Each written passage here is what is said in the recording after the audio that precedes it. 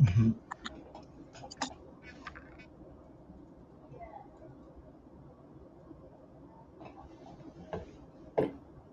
Liberia History Channel. Sorry for that little delay. It's a warm welcome to the Liberia History Channel on Focus on Liberia. My name is Dennis Jai, and we are broadcasting from Atlanta, Georgia.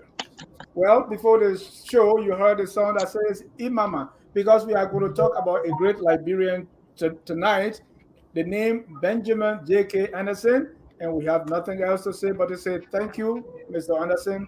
Thank you, God, for this time. Thank you, Clipper. Thank you, everyone, for coming. We want to say, in the words of David Grally, Imama. In tonight's edition, we're going to be looking at the extraordinary life and work of Benjamin J.K. Anderson, an explorer, surveyor, and politician. His life 1834 to 1910. This is the Liberia History Channel. We want to welcome all our viewers from across the globe. As usual, your presenter is Carl Famula, a student of history. Carl, welcome to Focus on Liberia. Thank you so much. It's my pleasure to be here. I also want to welcome joining us from for the first time and who is joining us from Sydney, Australia, is Mohammed Salia Dukle. Mohammed, welcome to the show.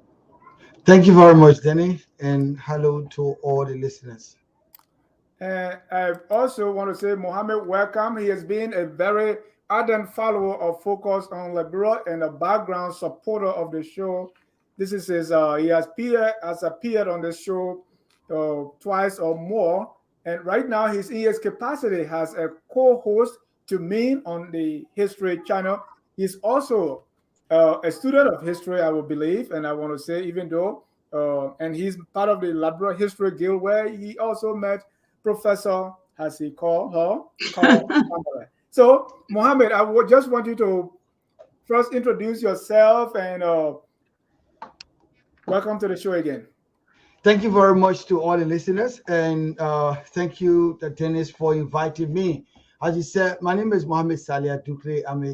I'm a student of history and currently a student of Professor Kao Family. And I met her through Focus on Liberia. So I'm here today, as Dennis said. This is a process of me joining Dennis as a co-host for the History Channel on Focus on Liberia. Thank you very much for the opportunity. Thank you so much, and we are very glad to have you. Uh, Last night, the last time we were on the show, we were discussing, and the name Benjamin J.K. Anderson came up because he made a journey. Or I was in grade school when I learned about Liberian explorers, and Benjamin J.K. Anderson was one of those who I learned about in third grade. And I don't know, by the time Mohammed and were in third grade, I don't think they learned about that. No, I didn't. No, I actually learned about Benjamin Anderson really through Professor Cole when she gave me the book. Thank you. So again, Yeah. tonight we're going to be looking at the extraordinary life of Benjamin J.K. Anderson. Call. Why Benjamin J.K. Anderson? He's actually one of my favorite Liberians. Anderson was an extraordinary human being, lived an extraordinary life, exhibited tremendous courage in his throughout his life. I mean, the little bit we know about him comes from his obituary that was written in 1910. He didn't really, in his journeys, his diaries, he didn't really talk much about himself. It was more about what he saw. But his obituary that was published kind of gave a life sketch, and it talked about his early life. Very interesting. Born in the brickyards of Baltimore, kind of fought his way. His mother was literate. He went to school, to primary school in Baltimore, where he was subject to all kinds of abuse at that time. Free African people in North America, even in the northern states, were subjected to all kinds of abuse and disrespect, even if they, were educated. And he learned how to, make bricks at a very early age. Immigrated to Liberia, but the reason he's important to me is because when he took on the task of exploring the interior of Liberia. He documented for us much history that we would not have had he not done so. Because our oral traditions have been, broken, dismantled, we didn't have that. Many of the names of the kings in these territories up the St. Paul River, the names of the towns have changed. Most have not actually, but some of them have changed. But he gave meticulous locations. He was a surveyor, he was a trained surveyor, so he gave latitude, longitude. I mean, that's what he did when he was in the military. He was trained to basically to survey and tell people his exact location and document the coordinates of everywhere he went, the temperature, that kind of meticulous journaling is so valuable to us on a cultural level, historic level. His work, I don't know of any single Liberian that contributed this much information about those of us who are not immigrants to the country, as Benjamin did. Thank you so much. One of those places Benjamin J.K. annexed and explore is Musadu. Mohammed, you know what Musadu means? Musadu. That's very interesting. I've never been thinking about that. I know Musadu means the place of Musadu to be the land of Misa. Whether Misa is the name or not of a person, I'm not sure that. It Musadu. is. Yeah. It is. Musadu, So anytime you see, that the do in West Africa, it means a place. So, I mean, that's all over West Africa. So normally it is the name, and most of these towns are named after people. Yes, there are two expressions they use on that. You can use do, for example, Balakele do, like Bakedu, the land of Balakele, or you can use Dukulela, the place of the Tukle people. The under Bupulu Road, from Vonzon to all the way Bupulu, you find so many times you have Kanela, Sefula, Dukulela, etc. These are also ways to describe the places of people. Yeah. Thank you. But in this specific case, do, as even if you go as far as Ouagadougou, do in West Africa historically just means a place of whatever precedes it. Yeah. Yeah. So if I had a town there, it would be Dennis Do. Is that what you mean? If you were important enough, yes. If you still a whole town upon you, then yes. I think what I want to inject in there, if you were individual, for example, they will put la at the end to show your place. Group of people, do will be at the end.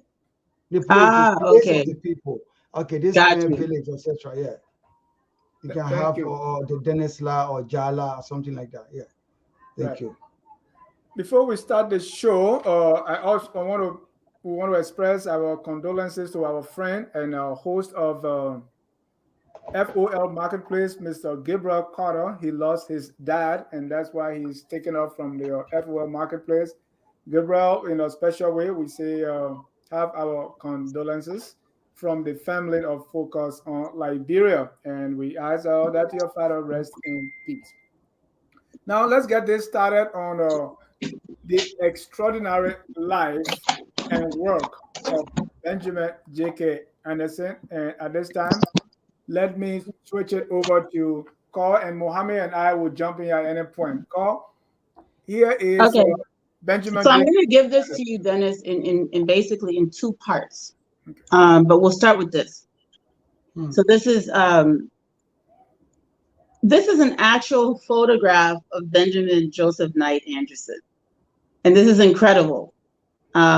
This is thanks to Frederick Starr for presenting this. There may be more photographs of Benjamin Anderson. Frederick Starr published this photograph. It is actually not easy to find non-published work on Liberia. These things sit in archives in university libraries, and it's just cumbersome trying to get these things. But this is an honor for us to present, to be able to look at this man's face. This is probably the first time this photograph is being shown on the internet. So Dennis, FOL, has revealed the face of Benjamin Joseph Knight Anderson. This is a big deal. Yes, So I it was is. able to get this, and this is probably the first time that this photograph's being shown on the internet. But anyway, so that's what he looked like, and it's important to know that he looked like this, and this is what he looked like, obviously, as a very old man. He was only 33 years old when he went on his first epic journey to Musadu. And so he was a young man, fairly young man when he took on this journey. So that's important to note. So this is what he looked like when he was much older. But the reason I keep emphasizing this is because at this point in history, most explorers of his caliber that were able to read, write, and document with such meticulous detail what they were doing were Europeans. They were Europeans, or they were Asiatic people writing in Arabic, or they were Europeans writing in English or French or whatever, these people that explored Africa. The interior of Liberia was probably one of the least explored places on the continent of Africa at this point in history. Benjamin Anderson, as I said in the previous show, was the first person not born on the continent of Africa to venture into the areas that he went to. He looked like the people that he encountered, and that is extremely important. That's going to be a theme we're going to carry throughout this presentation. He looked like the people that he encountered. So whereas European explorers were obviously not phenotypically African, they were treated differently than African ambassadors or travelers representing kings or kingdoms would have been treated. Anderson was treated no differently than if he had been an ambassador traveling from Futa Jalan in the Guinea Highlands. So he was representing the Republic of Liberia as sort of and not really, they were looking at him as more of an ambassador, a representative of his government, of his country. He was treated the same way he would have been treated had he been coming from Futa Jalan or, some other faraway land, or not so far away land, I should say. So even though these areas are within the Liberian territory, Anderson was, they had autonomous nations within the territory. We talked about that when we had the Juneteenth episode. It was the same thing with the United States. You had the U.S. territory, and you had places within the territory that were not yet penetrated and under the control of the U.S. government during the Civil War. So it's a similar situation with Liberia. You have this massive territory that is part of your sovereign territory. However, within that territory, you have independent, sovereign kingdoms. So I wanted to make that point before we start. But yes, Benjamin Anderson, he was an explorer, a surveyor, a politician. By politician, I mean that he was a government appointee. He worked for the government of Liberia, and he served in the military, but he was born 1834 and he died in 1910. Dennis, maybe let me just come in with my first question, or just for Prof to clarify. You know how you talk about Liberia was a territory, and we think that you had an autonomous territory within it. How could you establish the fact that those places you travel was the Liberian territory?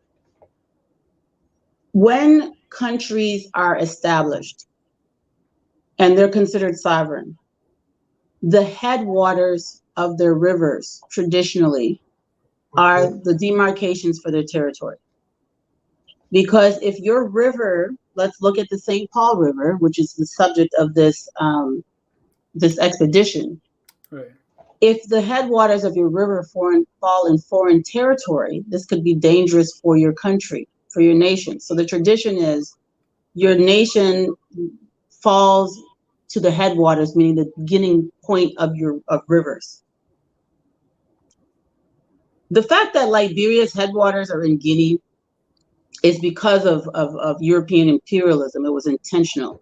but it is actually a national security issue for the headwaters of your rivers that run through your country to be in foreign land, because they could build a dam and cut off your fresh water supply.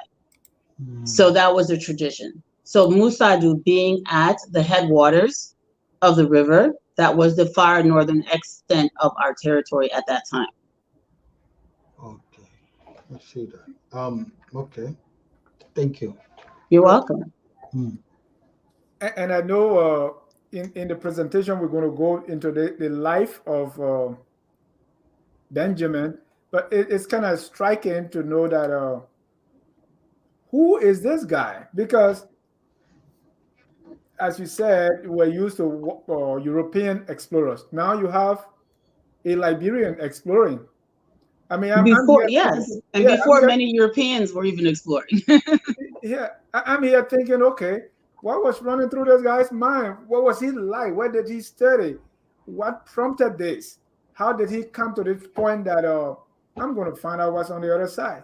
But yeah, we're going to get into that. Let me go to your second slide. You said much of the information we have about Benjamin Joseph Knight Anderson comes from a 4-page obituary titled "Brief Sketch of the Life and Character of the Late Honorable Benjamin J.K. Anderson, M.A., Ph.D., K.C." I don't know what K.C. is. I don't know what that means either, to be honest with you. That's what it said on the life sketch. I was like, okay. I don't know if that's like a military term. I really don't know. I didn't care to even look it up. Yeah.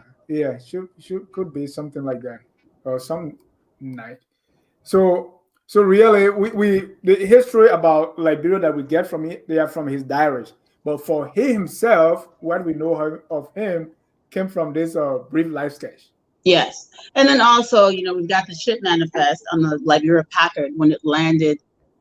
So it had information about him as well. So let's see some of the information. Benjamin Joseph Knight Anderson was born free in Baltimore, Maryland, to Israel and Henrietta Anderson on January 4, 1835. He was described as a pure and full-blooded Negro, brought up in the brickyards of Baltimore, Maryland, where he attended primary school. He furthered his studies at the Monrovia Academy, founded by James W. Horn, that's Methodist. What does this pure and full-blooded Negro mean? Yeah, I find that interesting that they described him as that. It basically means that he wasn't mixed. He wasn't mulatto. He did not have European ancestry. He was 100% African. And this is important for reasons, obvious reasons. At this point in time in history, they were very much hyper conscious. I guess we are still as well today in modern times, but they were very hyper conscious and hyper aware of skin color and ancestry and how much European ancestry you had. And so if you were a full-blooded African, you were considered on this racial hierarchy at kind of like the bottom of the totem pole. Whereas, Joseph Jenkins Roberts would be at the top of the totem pole on the African spectrum. He's still considered Black, but he's only 1/4 African. So those are the kinds of things that they were obsessed with at that point in history. Oh, you mean the European at the time, not the Africans? Say that again?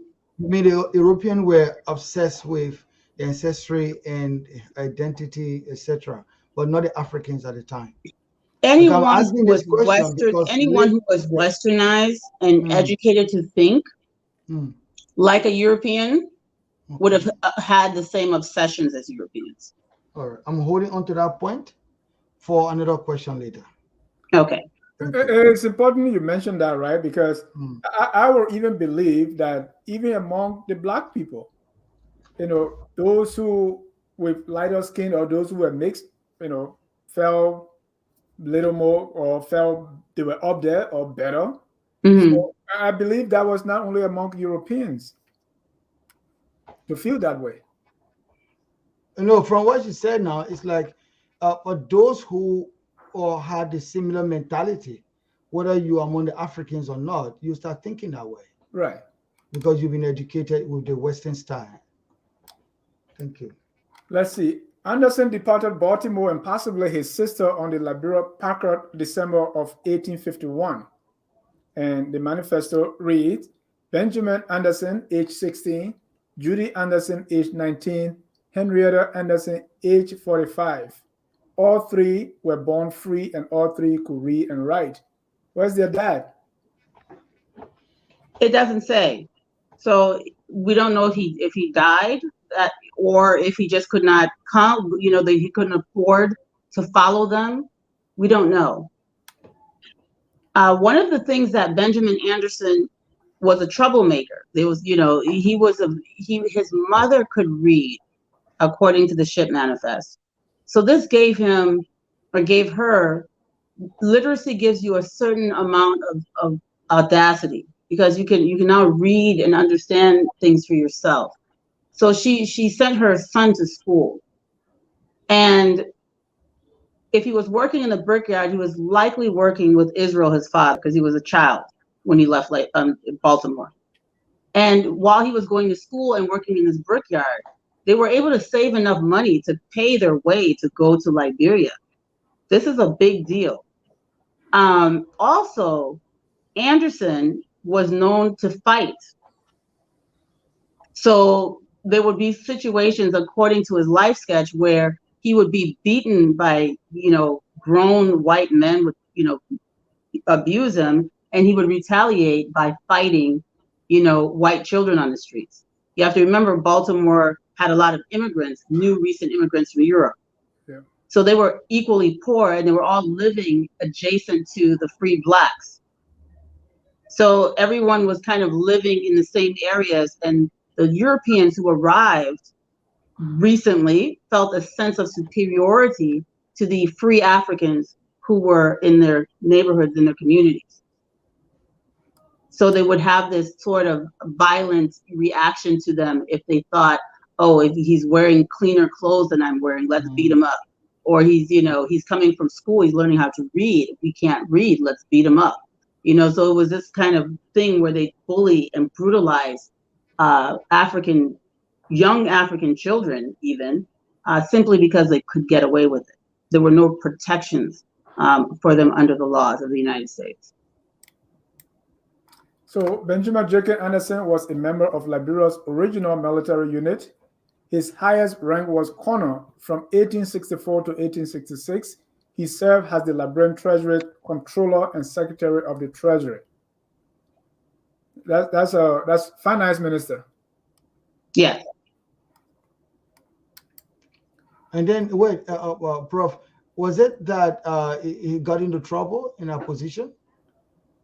Yeah, so most of the accusations against many of these people at that point in time were done by enemies of the state. So I do not dignify those false accusations in my presentations, because there's too much evidence that it was just trumped up. Anytime someone would try to do the right thing for the country, they would come up with propaganda. They did the same thing to Blyden. They did the same thing to E.J. Roy. Anyone who stands to defend Africa, they try to blight them with false allegations. I mean, in 2022, they're doing this right now to the president of El Salvador because he's doing the right thing for his people. They're saying that he's corrupt. He's doing this thing. He did Bitcoin and it's an old record that they play, and I'd rather not discuss it. We have a lot of time. We should focus on information that we know is factual. Thank you. So Benjamin died in Monrovia as December 1910. He was laid to rest at Palm Grove Cemetery. Yes. This is a familiar burial ground. I see the pictures there. Yeah, so that's what the cemetery looks like in modern times.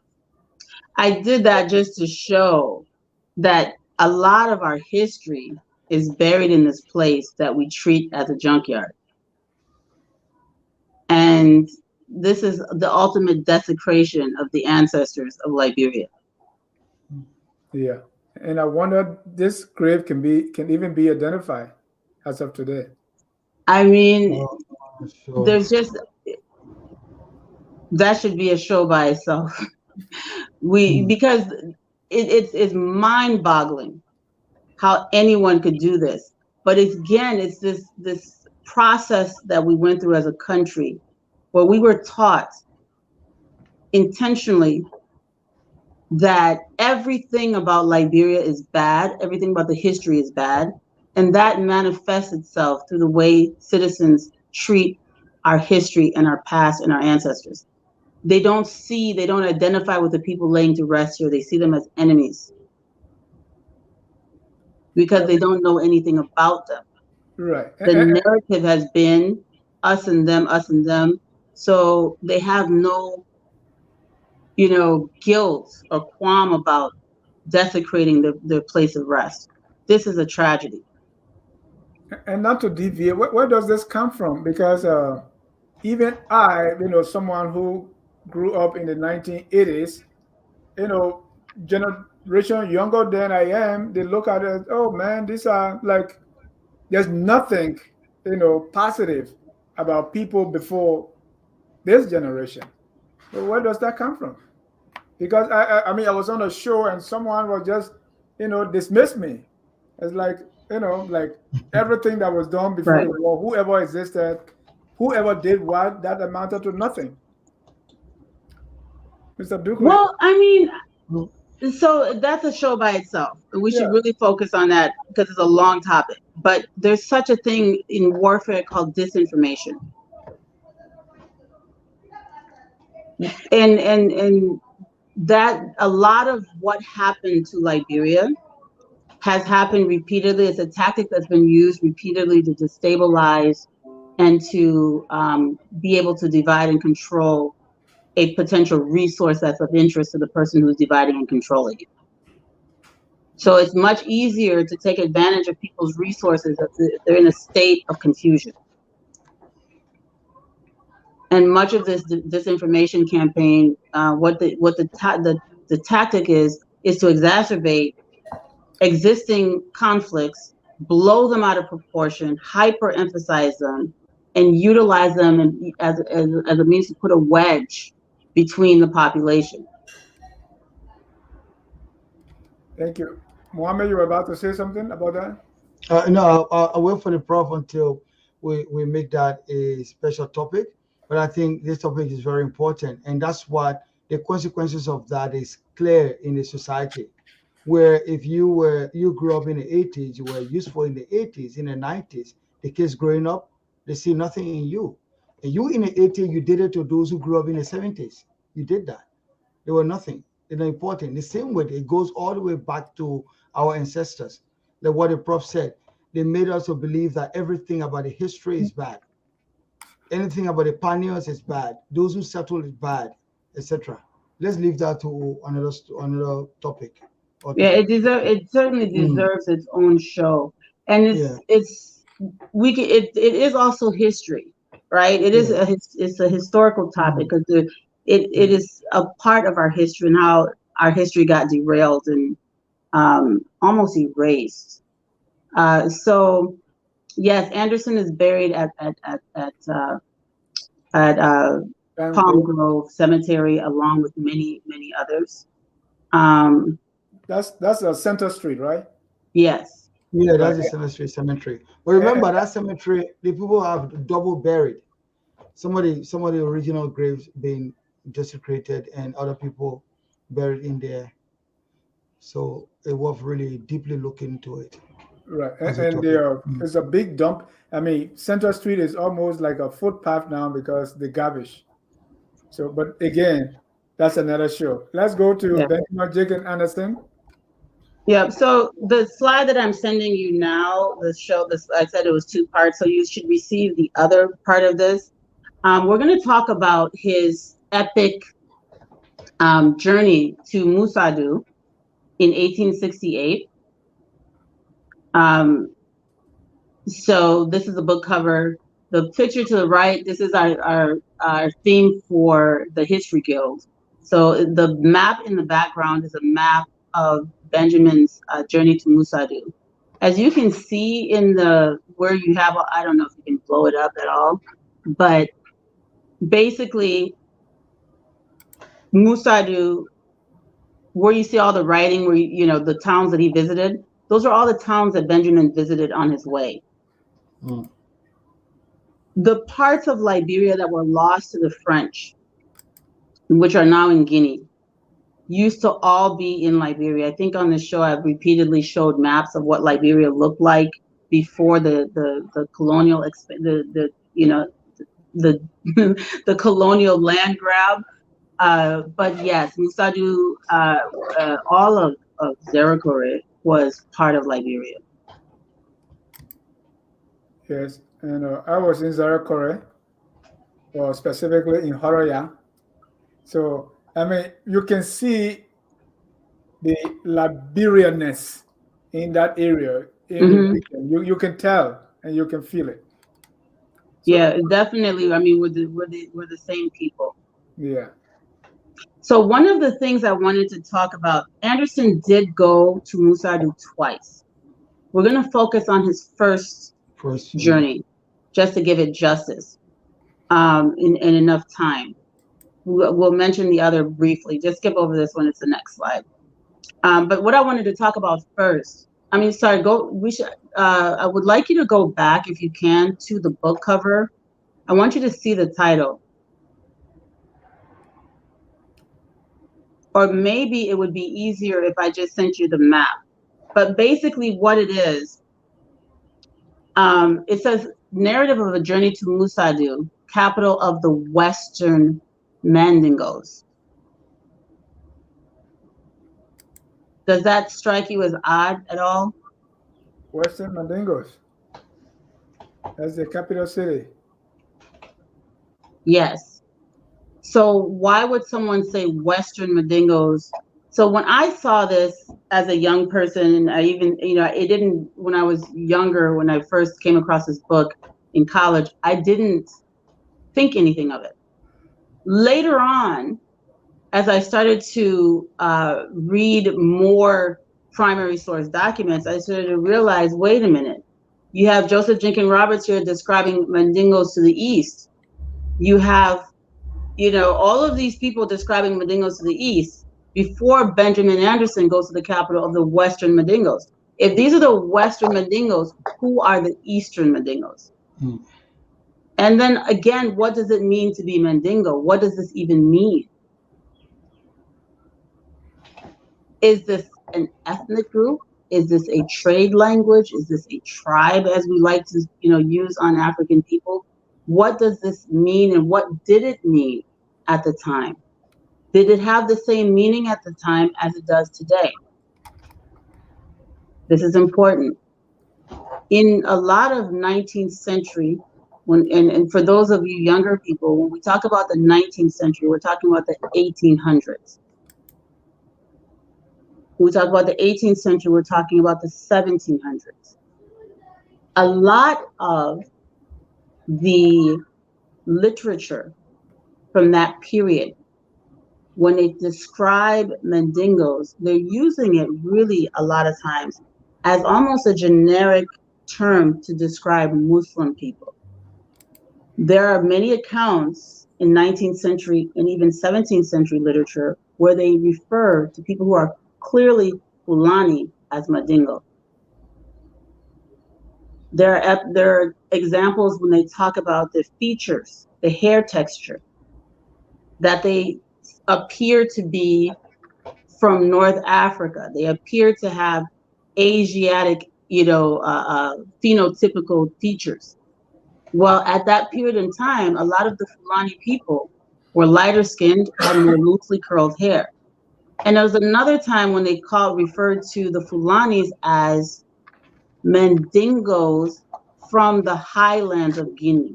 Well, the highlands of Guinea is Futa Jalan Empire. We know this is a historic Fulani empire. So one of the challenges that we have is when we get manuscripts that are written in Arabic, the language, so they use the Arabic letters to write in different languages. Some of them are in Mandingo and some of them are in Fulani. But the Western people call it all Mandingo. They very rarely made a distinction between Fulani, Mandingo, and even sometimes Bai and other Muslims. And we have this conversation a lot of times when we talk about two things. One, the fluidity of ethnicity, which is much different from what we're discussing now, which is the miscategorization or they didn't even respect the people enough to make distinction. And I think, Dennis, we talk about this a lot of time when we use the word crew indiscriminately, right? Right. So a Bassa person, that crew person, Gribble person, that crew person, Cloud person, that crew person, everybody's crew. It's the same thing that they did with Muslim West Africans. Well, wait, Prof. What really, what got me really interested is that right from the beginning of the book, where you talk about there was no clear direction. He wanted to explore, but he didn't really know where to go until someone suggested Musadu to him. Did you find that in the book? Are you sure? Because he knew they all knew that Musadu was the capital because many traders would say, "Oh, we came from Musadu." Yeah, It was the route to Musadu that he didn't know. Okay, so he knew he was going to Musadu, and he knew Musadu was up the St. Paul River. He knew if he went to the headwaters of the St. Paul River, he would get there. But the question was, which route is he going to take? Because you're going through different nations, you're going through different countries on your way to Musadu. And he needed safe passage. So it's not that he didn't know where he was going. He knew he was going to Musadu. That was the point. It was, which route is he taking to Musadu? I see. And I'm asking a question for clarification. Yes. What route to take is one part, and he want to explore the hinterland, but where to explore is another part. And right, if you have the book in front of you, right at the very first beginning, Journey to Musadu, the first page, and I really zoom in on there to really understand what is it for, especially when you just mentioned, if he said Western Mandingos, who were the Eastern, so probably there were other areas he could have gone to explore, and someone suggested he exploring this part. So if you could, that's. Well, I think the reason he was going to Musadu again is because that was where a lot of the wealth that they were. So there was a trade route. Okay. And many of the traders would refer to Musadu as being the capital. And this is long time. This is not even just during Anderson's time. I mean, talking about since the first settlement, before the Republic became independent, there were these people coming in these caravans from Musadu. So it was already a place that everyone knew was going to be like the capital or the source of all of this, the trade and the power. Unfortunately for Ben, when he got there, Musadu had already basically fallen. It was not in the same greatness as it had been historically. So he emphasizes that. And the reason is Musadu was a Mecca almost, an economic Mecca, of course, where people would go and trade. And this is where caravans would come from the northwestern part of, these people were trading as far away as Senegambia. There's trading with the Sahel, across the Sahel to the Sahara Desert. So these were massive trade routes that were all converging at Musadu. So it was a commercial center. So it's not that it was some it was some, at the time that Benjamin was going, it was already on the decline. But the legend, the myth, the history of it was already prominent among the Liberians. They were aware of Musadu. And they also knew that it was within their territory. Thank you. And Dennis, please hold on a little bit. Sure. The next slide. Just one more question. You always mention the fluidity of tribe and ethnicity, right? But in his book, did you see that Benjamin was very clear about the identity of the people he called Mandingos? He was very clear about them. He used specific descriptions about who they were. And the thing is, people spoke Mandingo. Yeah. There are some times when he mentions, I come to this village and the Mandingos are not Muslim. They're practicing, paganism and idolatry. And, he says all of this. So he knew what the language sounded like. So he was not physical as description confused. of the people. Excuse me? He described them physically, their physique, their feature, their characteristics. He described them. Right. He talked about how tall they were. He talked about, it's the stereotypical, tall Black people from Mali, right?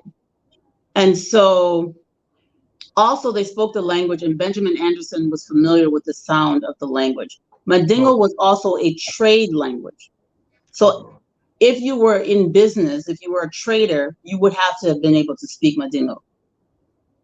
And also Fulani was a trade language. What I want you to remember when I talk about ethnicity being fluid, Anderson paid more attention to ethnicity and distinctions between people, names of people, histories of people, because he was himself an African. When you talk about European explorers, they didn't care if the Fulani were not Mandingo people. As far as they're concerned, everybody's the same. They didn't care if the Cloud people were not what we call Greyboat people today or Bassa people today. They didn't care. They just called them crew when they got ready. And sometimes they called them fishermen. They called them all kinds of names because they didn't care about their humanity. Whereas Anderson looked just like these people. He didn't see himself as a different type of human being. So he could clearly and respectfully and with no problem understand ethnic differences. And so he was born and raised in America. He was born in America. He left when he was 16. So he became a man in Liberia. Thank you. And it didn't matter where he was. Even when he was in America, he was constantly reminded that he's African. He was beaten on a daily basis because he was African. So he wasn't confused about his identity. He went to Liberia because he was African. They worked and made bricks and saved their money to go to Liberia because they knew they were African. Nobody sent them there. His mother and possibly his sister and himself, the three of them, according to the ship manifest, his sister would have been, if she was his sister, was 3 years older than he was. This wasn't a deportation. They went home. So you already know his mindset. Yeah. Thank you. So when he's among these people, he sees these differences. He wants to learn. He wants to know. He asks questions. He wrote things down. And he wrote things down with meticulous detail because he was an African man. I think this explanation made really sense because that explains the fact that people feel before him and he had a confidence that he would do it. Seymour and Ash, they failed. And then he said he could do it. I could see what he was thinking about, how he felt that he could just merge through the process and able to accomplish that mission. Yeah. And fail is a strong word. They did their part. Well, according to what he documented. I'm just from there. I mean, Seymour and Ash went a different route and they documented different things, right? So they possibly went all the way to modern day JK. So they were going up the St. John, Anderson's going up to St. Paul, but that's we're focusing on Anderson today. Right. Thank you. And Mohammed talking about how, Anderson went with that intention. That explained for us today, like those of us in America, we probably play more African music than even those in Liberia. So when you are leaving America now, going to Liberia, you are going with the mindset, I miss my bitter root, I miss my pan cabbage. So you are going with that intention and that enthusiasm to even do more. I don't even want to live in Monrovia. I want to go all the way in Bopolo there. I want to, those kind of things. Right. Let me put a comment here from Dr. Edison Pajibo before we go on. He said, Benjamin J.K. Anderson was the Secretary of the Interior under President Daniel B. Warner, and this placed him in a better position to know much about the land boundaries of Liberia. the doubt about those places belonging to Liberia could be based on the obnoxious policy of effective occupation. So what Dr. Pajivo is saying is he was Internal Affairs Minister, so he had more interest and more knowledge about this, what they used to call hinterland and interior. Yeah, I think Anderson's knowledge really comes from him being in the military. So he was in Cape Mount when there was that border conflict. He went to Maryland County when there was the Grable Crew Wars to help calm that war down when he was in his 20s. So Anderson had traveled Liberia and had been to places where he had to be in the midst of traditional war. And he saw these things. So he already knew how to survive under conditions that most people living in urban areas wouldn't know how to survive. Because one of the things that I was confused about and I found remarkable was he was born in Baltimore. He was born in Baltimore, in Brick City, in the brickyard making bricks. This guy grew up, you can't get any more urban than that. And at 16 years old, he had probably never seen a forest in his life until he went to Liberia. I'm certain he had never even, seen a forest. And North America has forests, but he never left Baltimore. It's not like he was in the South, in Mississippi or something. This guy was in Brick City.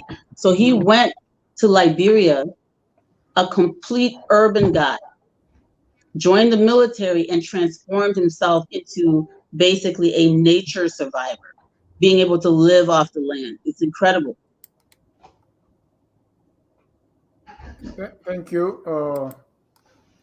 Musoma Kroma, please read the article written by Tim Giesberg from University of Indiana. Mr. Kroma, what did it say? Share with us. Ladies and gentlemen, if you are just joining us, this is focused on the Liberia History Channel with historian Carl Famula. She doesn't like that, but that's what I want to say at this point. And also, we're joined by Mohammed Salia Dukle, student of Professor Carl Famula. And we are using these words. Why are you giving us all these titles? Say what Mohammed does. This man's a professional. You can't say he's a student of mine. This is why I'm here. An educated professional. I'm just introduce the member of his profession. This is how we're both students of history. We have a passion for history. But in his own right, Mr. Salia Dukle, Mr. Mohammed Salia Dukle, as I affectionately call him, Imam Dukle, is your social worker. He's an educated person. Tell us about yourself. I don't want to misrepresent your education, your credentials, but let's go. I'm here today. I'm a student of history. This is how Mohammed asked me to introduce him. Okay, and he told you to introduce him. Like, okay, let's go on with the show. But this is a person who's a leader in the community, and he's not my student. We're studying together. All of us in the History Guild, we study together and we learn. So, Dennis, I just sent you the map. So I wanted us to look at it quickly before we go through that. Did you receive it, or do I need to resend it? Not yet. It's in the email. Let me know when you get that. All right. No, go back. We're not this far in the slideshow. We'll take a short break and we'll be right back. At Focus on Liberia, we discuss everything Liberia, from education to politics, arts and culture, entertainment, agriculture, history, religion, family, and technology. Focus on Liberia uncovers and showcases the best of Liberia and shows the world the truth about Liberia. We educate, elevate, and promote all things Liberia. We conduct interviews, panel discussions, debates, and more. Tune in to Focus on Liberia on Facebook and YouTube and be a part of the stories that make up the news. This is Focus on Liberia, and I am Tanneh-Chewlae.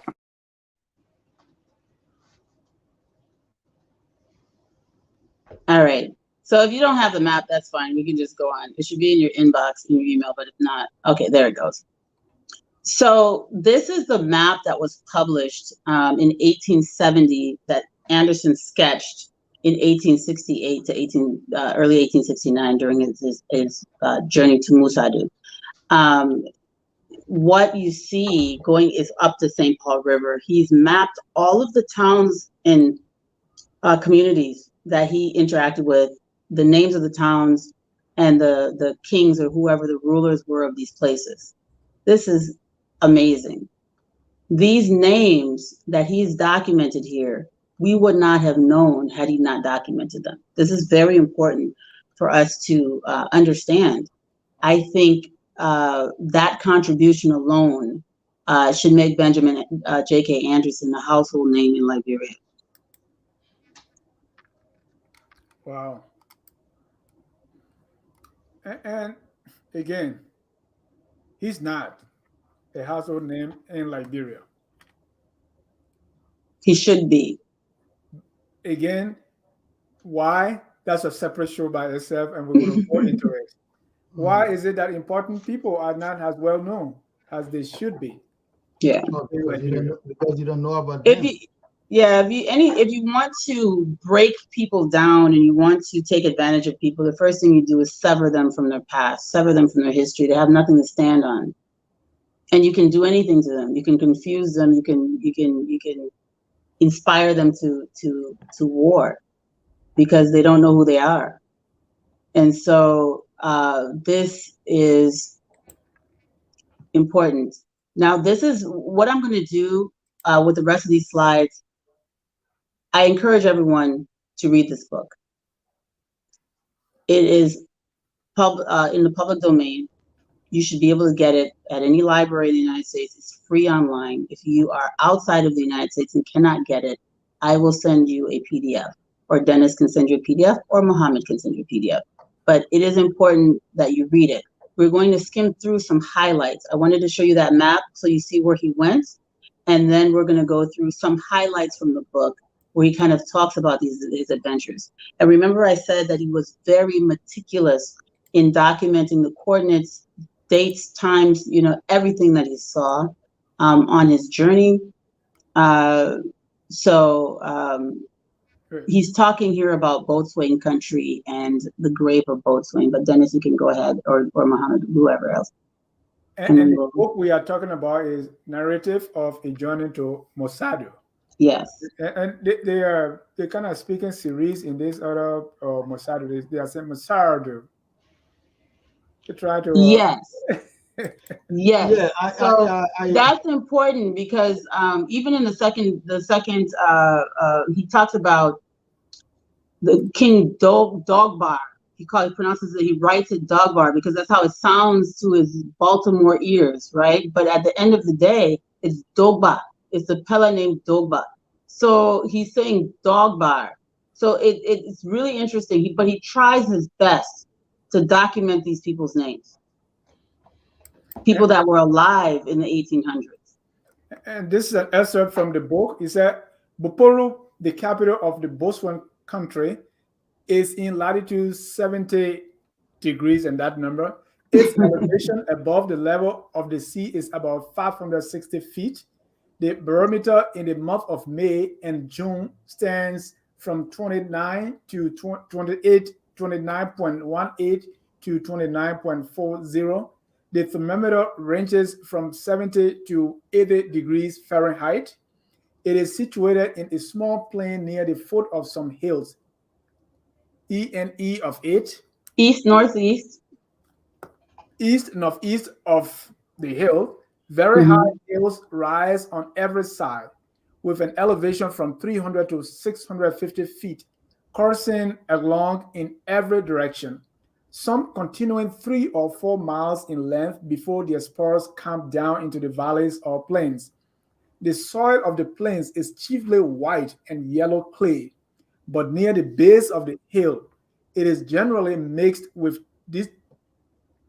detritus of granite and other rocks washed down in the rainy season from their sides. Granite boulders of various sizes are found on the sides and tops of these hills, and unlike the granite of our Cape, which is of a fine, dark, flinty appearance, present many grades of tint and texture. A large piece of this granitic uh, Nancy's formed a part of the grave of King Boswen, the present king's father, broken in such a way as to show the red, white, and gray in beautiful contrast. A little art might have rendered it more worthy to mark so mighty a grave. Huh. Why is Ben going through all this?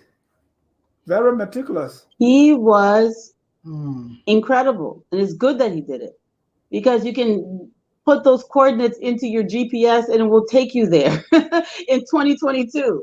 I mean, what a remarkable human being. And you hear these people saying, oh, the people that came from America were ignorant, they were not educated. This is not completely true. Yeah, I'm telling you, Prof, I can tell anyone now listening to this show, you go to Bupulu today, from Medina town or Medina Junction to go down to Bupulu, every description she gave you, you'll find exactly the way it is. Yeah, I mean, it was The hills, meticulous. the rocky hills, etc., you find them that way. I've plugged the coordinates into GPS and it takes you there. Yeah. So this is what I'm saying about these people. Mm. After Anderson traveled, the French were so angry that he did this, that they tried to accuse him of lying about going there.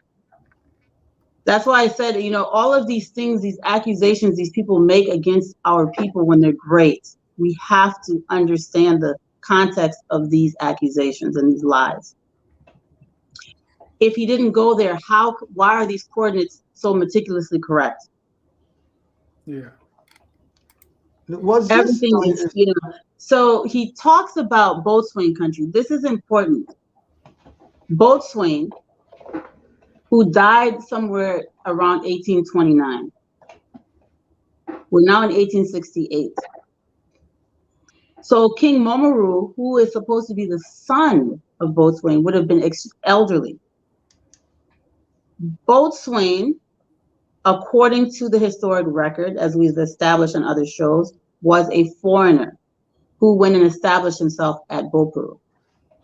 Burying someone and marking their grave with a granite gravestone is not our culture. Our ancestors buried their dead in mounds. We go to the next slide. This is what traditional graves have looked like for centuries. And the idea of marking a grave with granite or with stone is very, very European. Boatswain was a westernized African slave trader.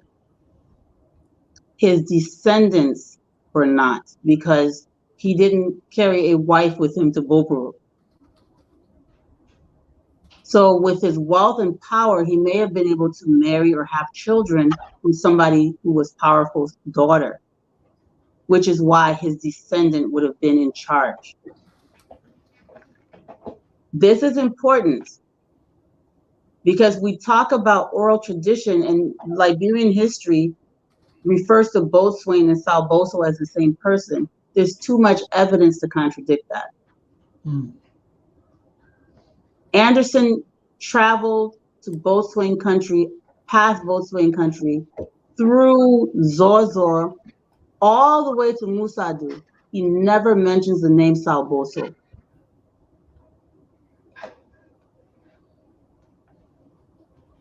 But he talks about King Momoru.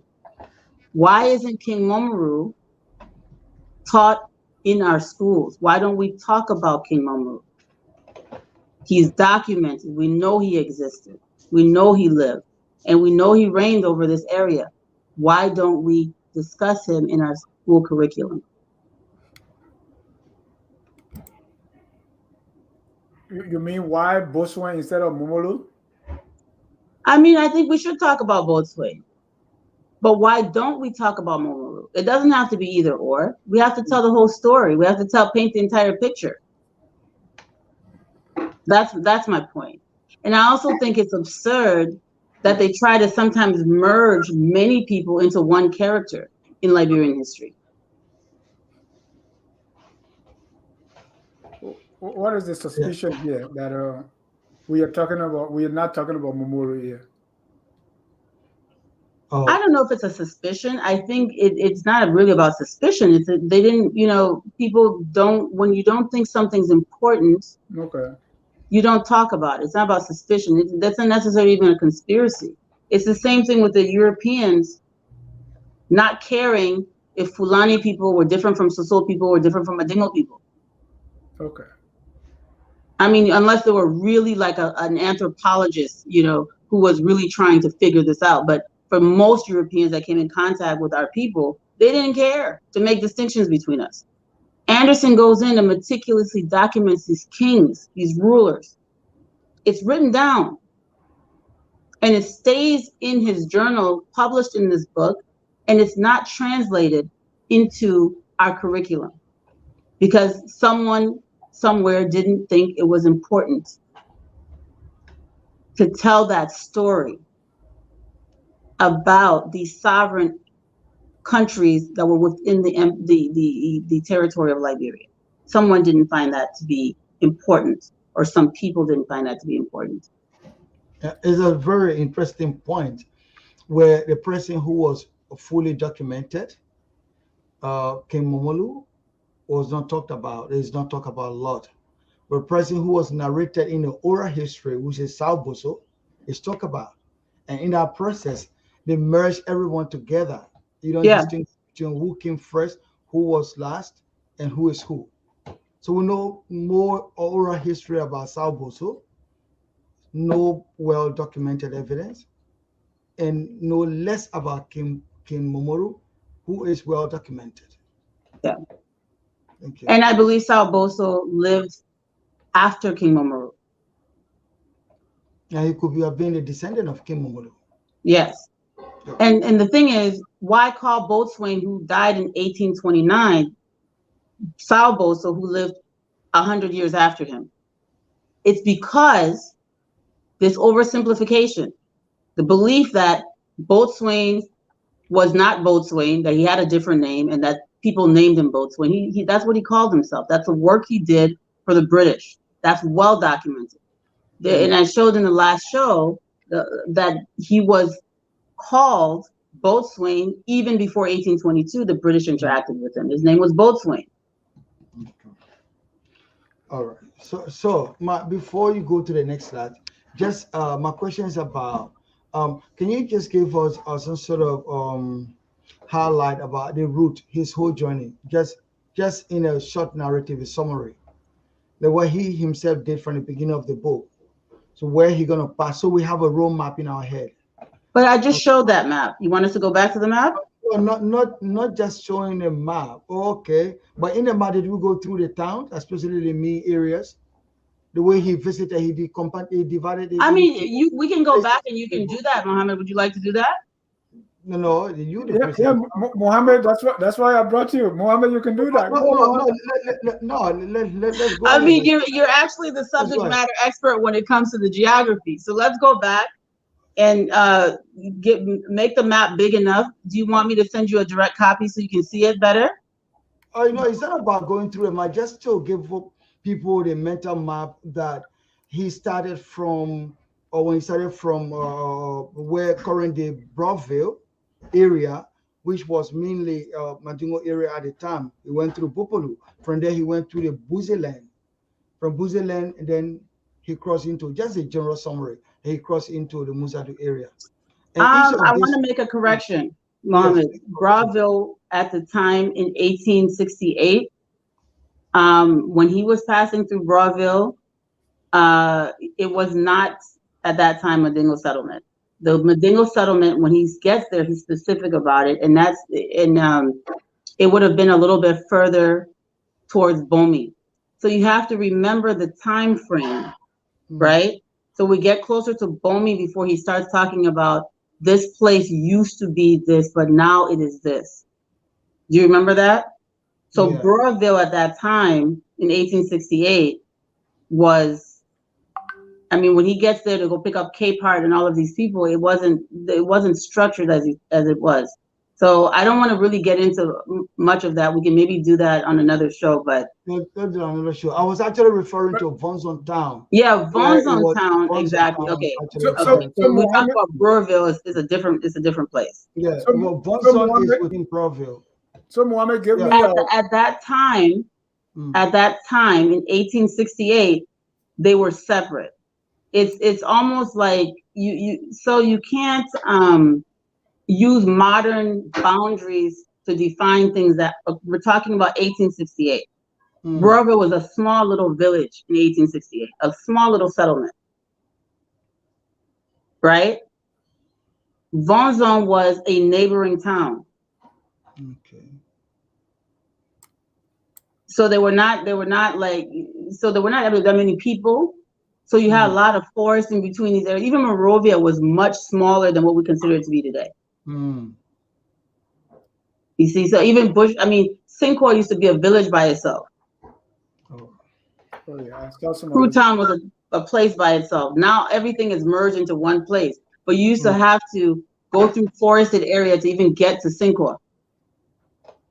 So this is 1868. This is a very long time ago. The development you see, the population you see, did not exist at that time. So all these places were much different, and that's one of the things when we're reading history, we have to remember that things have changed. Even we're talking about Musadu, people say, "Oh, but that's Guinea." Well, it wasn't Guinea in 1868. There was no Guinea in 1868. There was Liberia, and then there was French territory later, but there was no Guinea in 1868. The word Guinea was just a generic word for West Africa at this period in time. So we have to be careful when we're talking about things that places we recognize. You remember the size and the population were not as massive as they are today. So Burrville grew to swallow up towns that were there, but that happened after Anderson's journey. Thank you. So Mohammed, what is present day Musadu? No, present day Musadu. So what area? What would that be? Musadu area in Guinea? No, present day Musadu is close to Bela.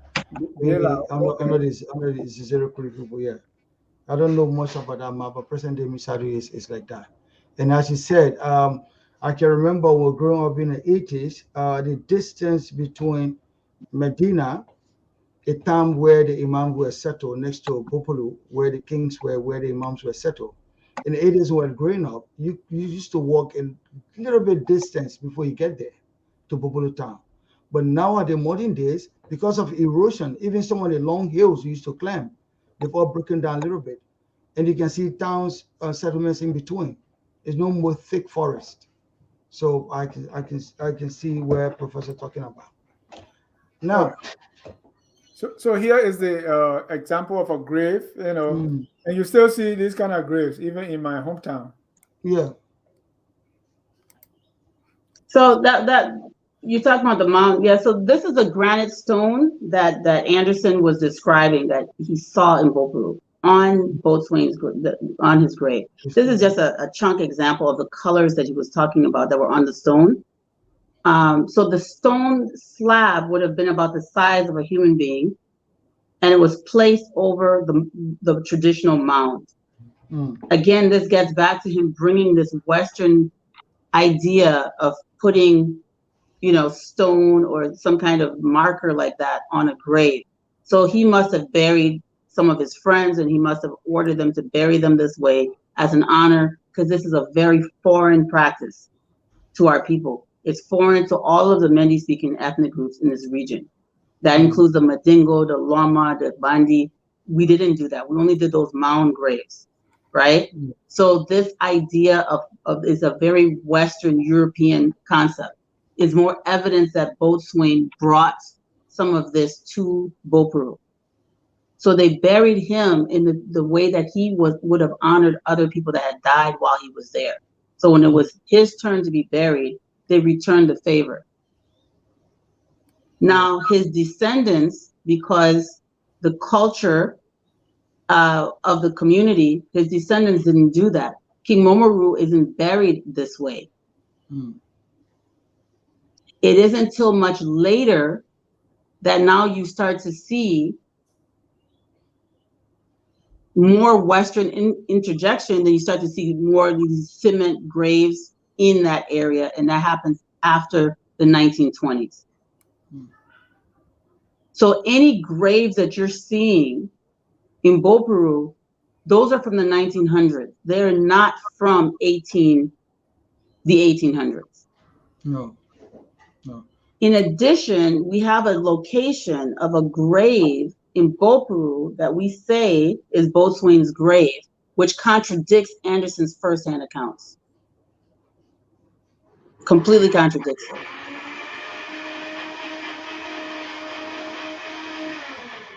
But I'm not sure how that happened.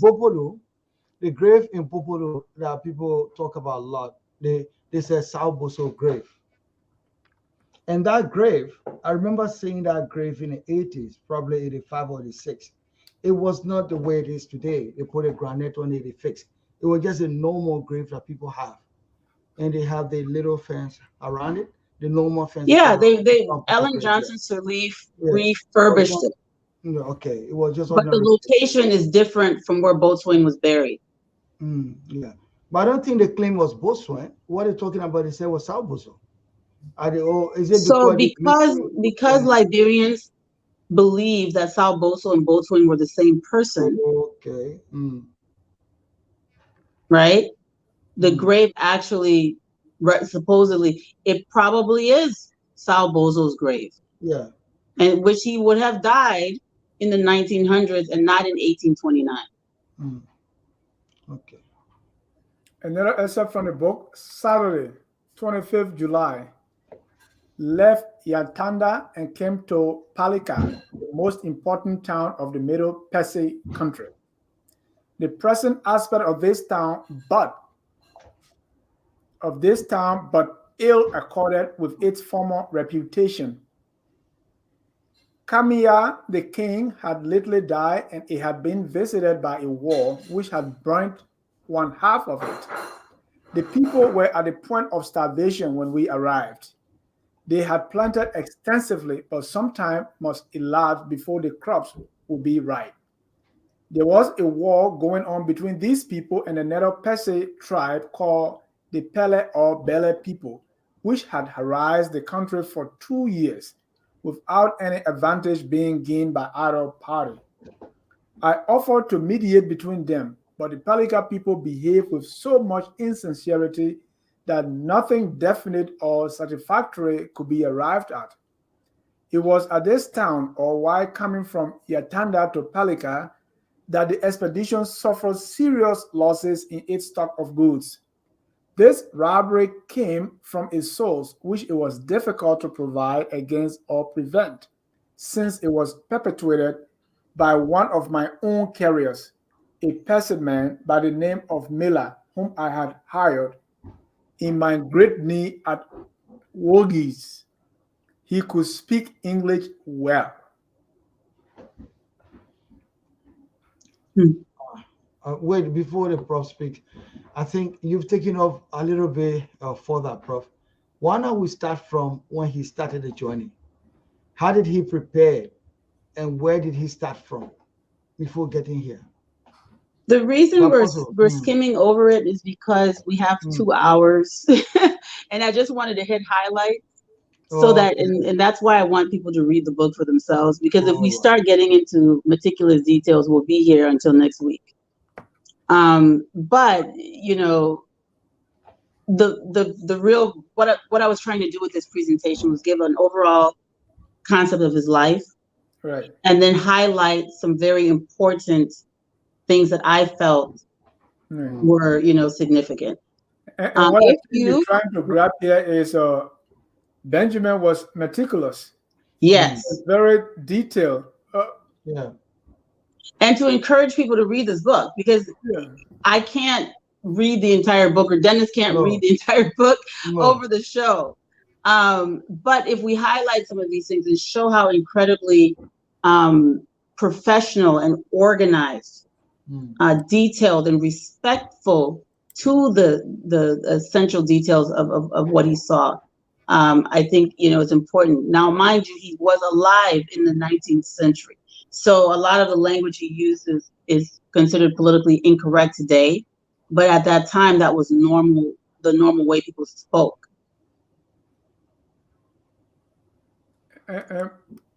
Mohammed, you remember any of these towns? Yatanda and Palika? Is that something?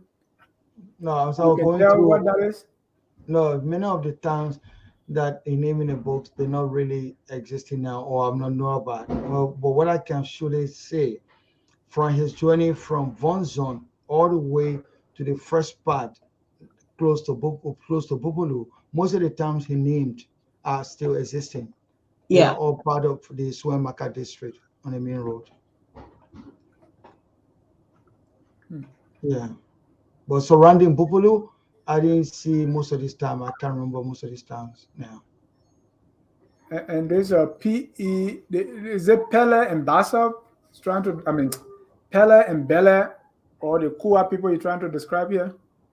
So, so the other thing that is important to know is that these people, the names that we call ourselves today is not what we used to call ourselves in 1868.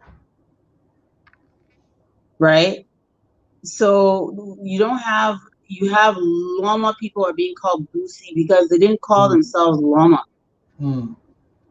You had, Barline people, they were they're all considered Pele today. You got the Pele, the Bele, the Barline, all these people are generally considered Pele people today. The Bele are like considered a subsect of Pele today, right? But these were all people that saw themselves as distinct people at that point in history. So I think the Bele people are not in a way. I don't know where they are related linguistically and historically to the Pele, but so it's like a subset, sort of how you would have a connection between Bassa, what we call Bassa today, and then maybe the Gibi people. Okay. So when you travel in that area, Bele people are very unique, distinct. Yeah, Bele are part of the crew speaking today. Yeah. Are they supposed to be part? Okay, I could be mistaken, but that was my understanding from looking at Hoso and Dunn's work. Very unique people. Is that they were similar. Right. That's the only group, the Kua or the crew speaking people found in that part. The rest of the crew speaking are in the southeast. So they say the Bela language is related to Cloud? Yes. And today, that's the people now in Bapulu County. Yeah, they are upper Bapulu County. Yeah. So all the other tribe in the Bapulu County, they are related somehow. They speak, you understand each other. I have a theory on that whole ethnic thing. I have a theory that I hope to one day prove, but I believe this whole idea that the Cloud ethnic group migrated, I think it's not true. I think that language evolved right where it is. I think it's unique to the area, and that they have been there so long that language is very distinct and unique to the area. Same thing with the Gola and Vai. I think, but that's a different conversation. Right, but it could be, but that Bela is similar to the crew speaking.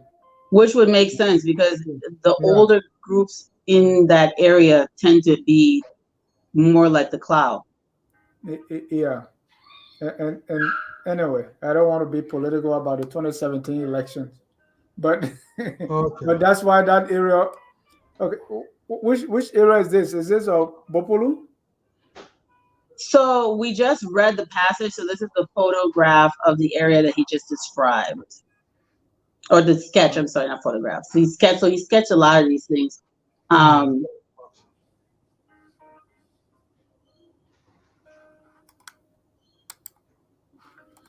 Wednesday. Oh, this is actually a diary. Let me not forget. It's not. It's a journal. Yeah, Yeah. it's a journal of. So when people, all the explorers, if you read, any of these European English explorers, this is the format. They wake up, every single thing they see and do, they're supposed to document. Yeah. And so that's what he was doing. Was this his first exploration? Excuse me? Was it his first time exploring? No, as I said earlier, he was in the military, so he had gone to Maryland, and he had to go and intervene in the wars in Maryland County. So he was a surveyor. So he was one of those people, and he knew how to navigate. So he, in his 20s, he was doing this, so he would have had to document everything that they did for the military. He was in the very first military regiment that was created by the British for Liberia. Okay. Now, in this abstract, I just recognize pioneer, the precursor, to the pioneer. Yeah. In the abstract, I just recognize the town Balata. It does still exist. Yeah, Balata. Is Loma. It's a Loma town. So Balata is town in Pele and Loma. Yeah. So don't confuse Balata with what's the town in Bone County that people always confuse it with? Balatua? No, they confuse it with Salala. Anyway, I forgot. There's another town they always confuse it with, but Balata is in Lofa. If you are just joining the show and want to be a part, please call the number on the screen, 605-313-6004. The code is 791-403.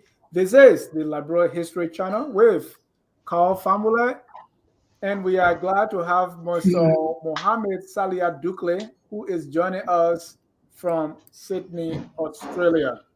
And Mohammed, what time is it there in Sydney? It's 10:39 a.m. on Sunday. Oh, it's Sunday already. Yeah. 10:39 a.m. And this is Sunday morning. This is 8:39 p.m. in Atlanta, Georgia, where we are broadcasting from.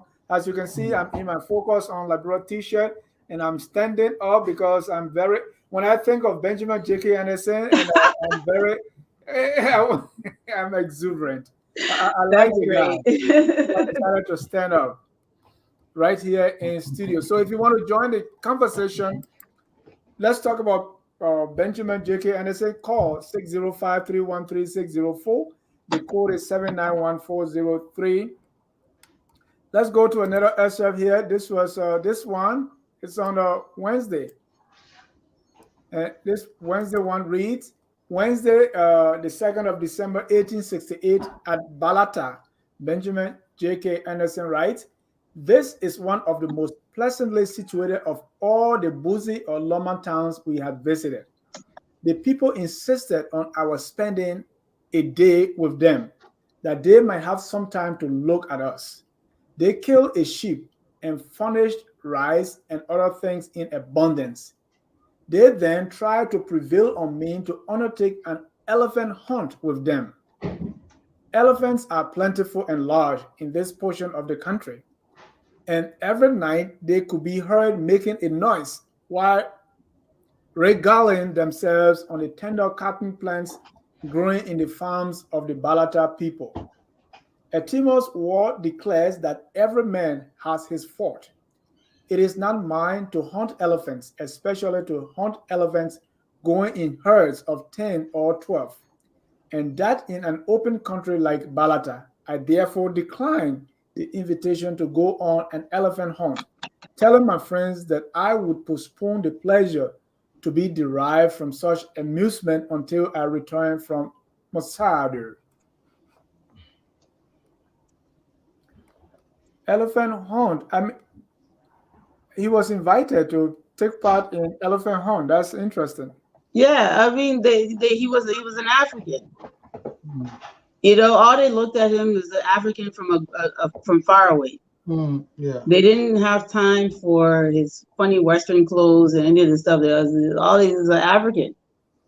Yeah. He's a Westernized African. They treated him as they would have treated someone coming from any other part of Africa that was a stranger to them, with the same antagonism, with the same, in some cases, and then with the same, friendly, welcoming gestures in other cases. So he was treated no differently, in my opinion, than he would have been Yeah. treated had he come from another part of another empire from within the region.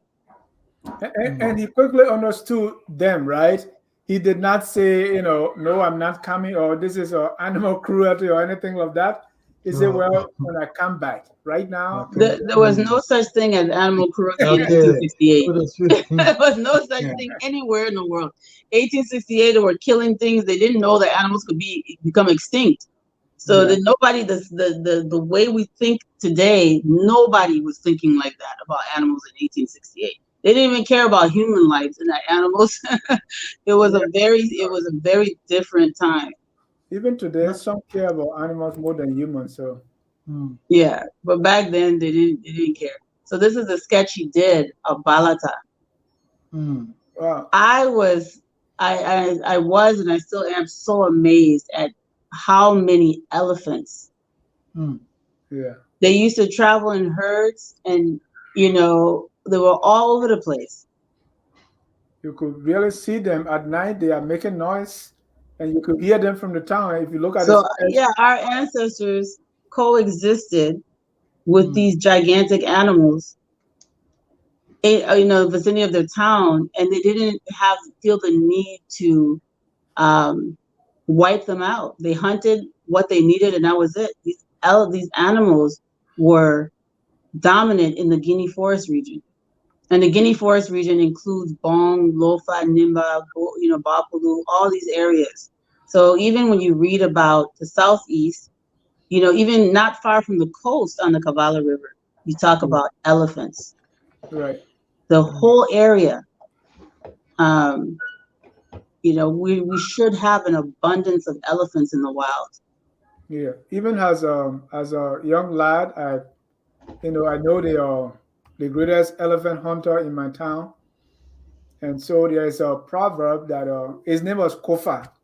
So Ah, if you are in my town and they talk about, because it's a communal environment, so people will always say when Kofa kills an elephant, everybody eats. That means people took part.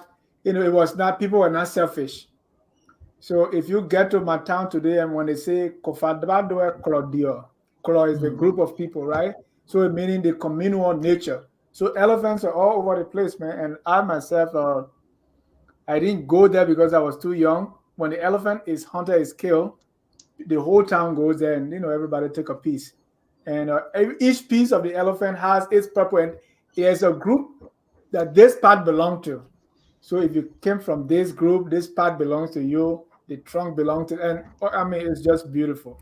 And when I see the elephants here, and I look at the town, how I wish I was back in Dudwicken. You just explain our culture. If they do the same with cow, do the same with sheep. Yeah. So every clan or every family has their own portion based on respect, based on history. Yeah. There's another beautiful sketch. Where's this? this is Musadu. Wow. No, Musadu. Okay. And the architecture, the layout, the landscaping. Now, if you go by the first one, yeah, before this, the one with the Mark's photo, see the difference. Yeah. So With the it's, cross on top. yeah. So what happens is we go back one. Balata is in the forest. It's in the rainforest. Balata Yeah, is can you in the go the other one rainforest. before this? Balata is in the dense rainforest. Musadu is Okay, in this one. yeah. So To have this is a Pella town, Loma town. Then you have the Madingo town in the savannah. Yeah, So you but have to remember the northern part of Zerikuri is grasslands. It's not, you're no longer in Guinea Forest, right? You're no longer in the Guinea Forest region. You've now left the rainforest and you're in the savanna. Savanna means the flat, wide grasslands. So you now, don't have I wanted to make a comment, Prof, on the mock structure that in that photo before this. The second photo, the first one you went with us, yeah, to go back to the other one, please. This is very significant. At that time, in the 1800, yeah, this one, this structure of mosque, that's a mosque structure there in this village. It's quite unique than any other thing in the village. Yeah, this particular photo is not Anderson's sketch. Okay, then it's another artist's sketch from a little bit later, because he didn't have a sketch. He didn't have a sketch of that town, so I had to find a sketch of the town and impose it. But you know, this is Anderson's sketch, and then the one with Balata and the elephants is Anderson's sketch. All right, thank you. This Anderson guy was almost everything. Yeah. So this is important. So the top graphic, you know, the we're no longer in the forest region. We are now in the savanna, and now you have that distinct savanna architecture that you'll see in Mali, you'll see in Senegambia region. You'll see this all over northern Ghana, Nigeria. This is a consistent theme across the savanna region of West Africa. So, in the name of Allah, the merciful, the compassionate, O God, bless our Lord Muhammad and save him. This letter is from towns unto a town, from our town to your town. The name of our town is Musadu, that you may see what misfortunes have happened to our country, and carnage and slavery and hunger and poverty and every injury on account of the army. No, actually the pictures don't match. It doesn't match. It doesn't match. There's not. It's not a translation of the photo. Yeah. What is in Arabic? So none of the pictures. So it's not a translation of photo, but it is the last page of. So what we're looking at is an excerpt from a letter that was written by a prince in Musadu to the government of Liberia. So what is on the left is is the beginning, and what is on the right is a excerpt, the last page excerpt from that. And this was written by one Mohammed Beriti. Yeah. The person who wrote this is Mohammed Beriti, according to what he wrote underneath. And he put his position, everything there. So, what is his position? That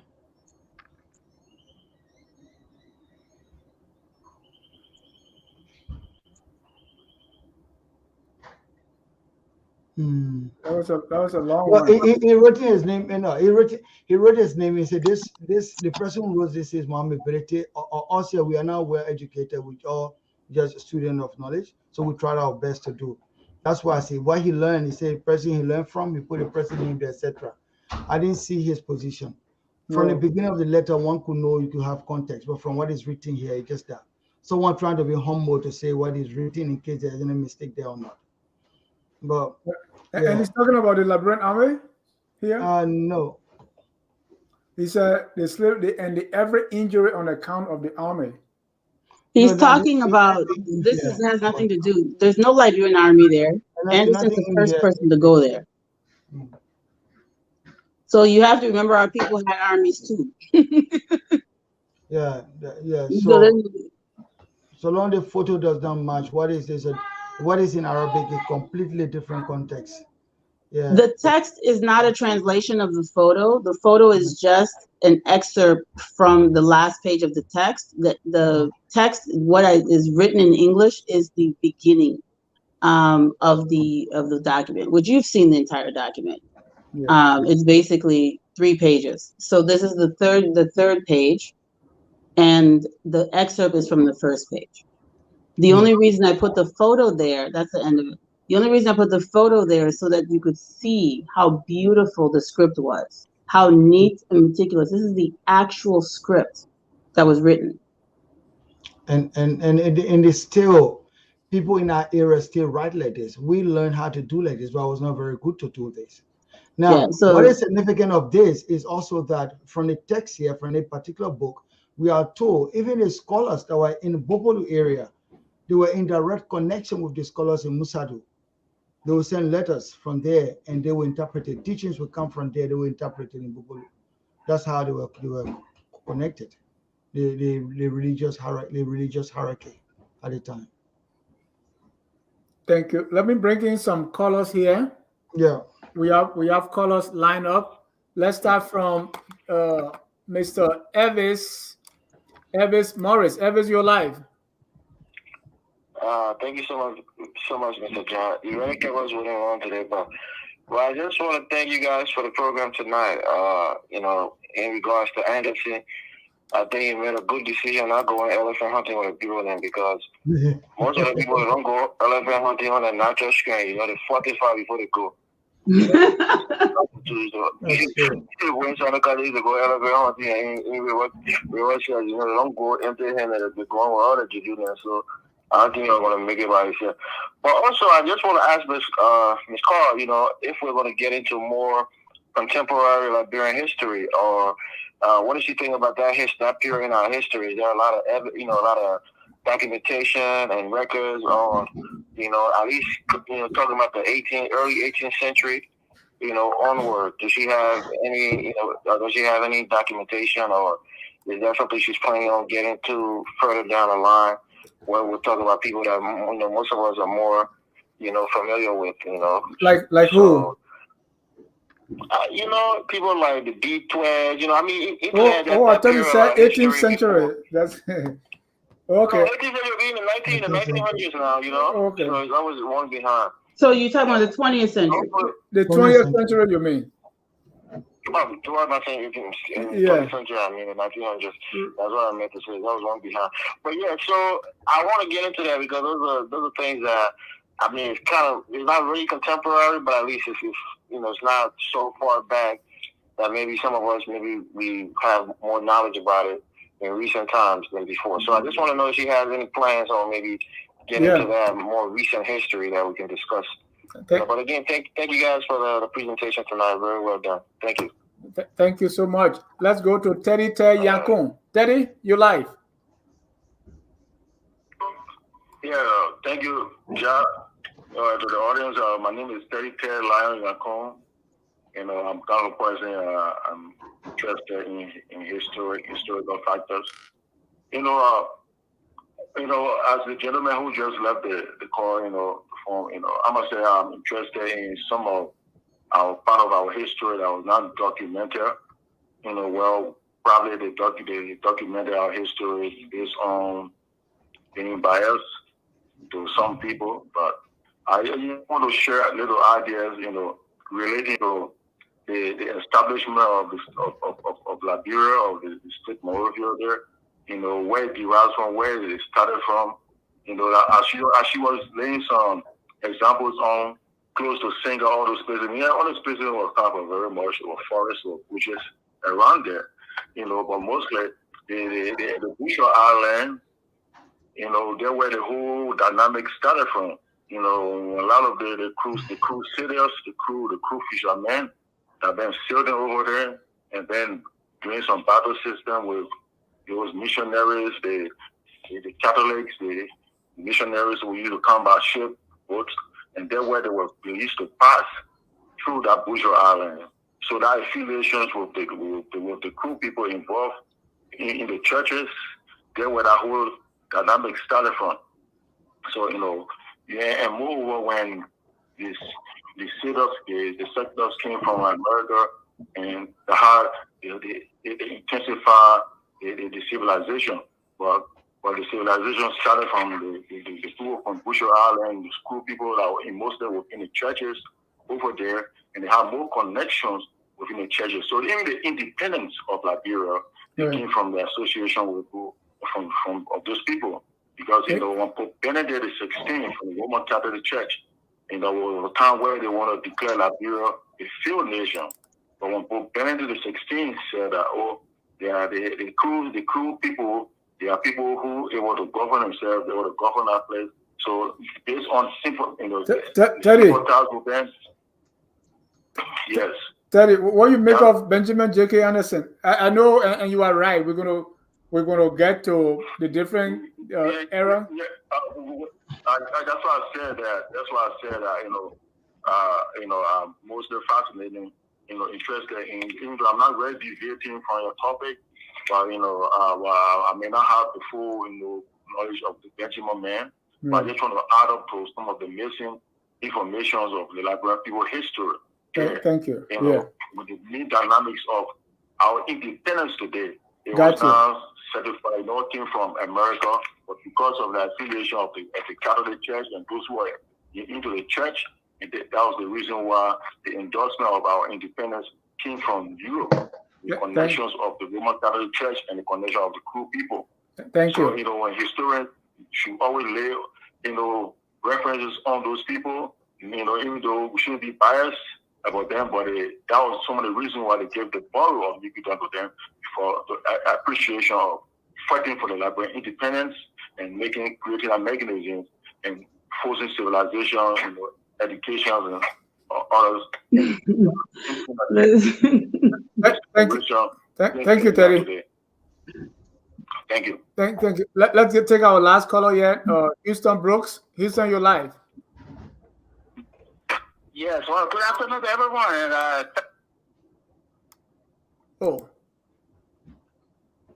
go ahead, Houston. Sorry. I thank Mr. Duklid and of course the professor herself, Madam Fambule, and you, Mr. Jha, for such an informative show. And I'm gonna make this statement quickly. I learned going to high school in Monrovia. I knew more of United States history and history of the world than I knew of Liberian history. But from your show now, I have learned amazing things about Liberian history. So quickly to the expedition of Benjamin Anderson, I'd like to ask the professor herself, and yes, we are your students, man. We have students in the diaspora and around the world. That's it. That's true. The expedition of Mr. Anderson.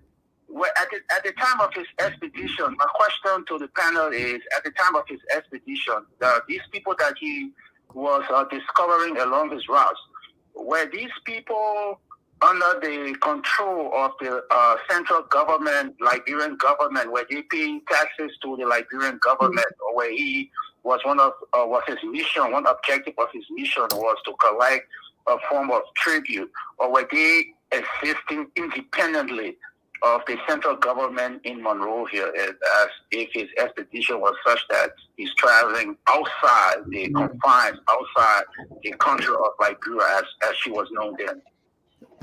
Thank you, Houston. That's it, sir. Thank you. Thank you.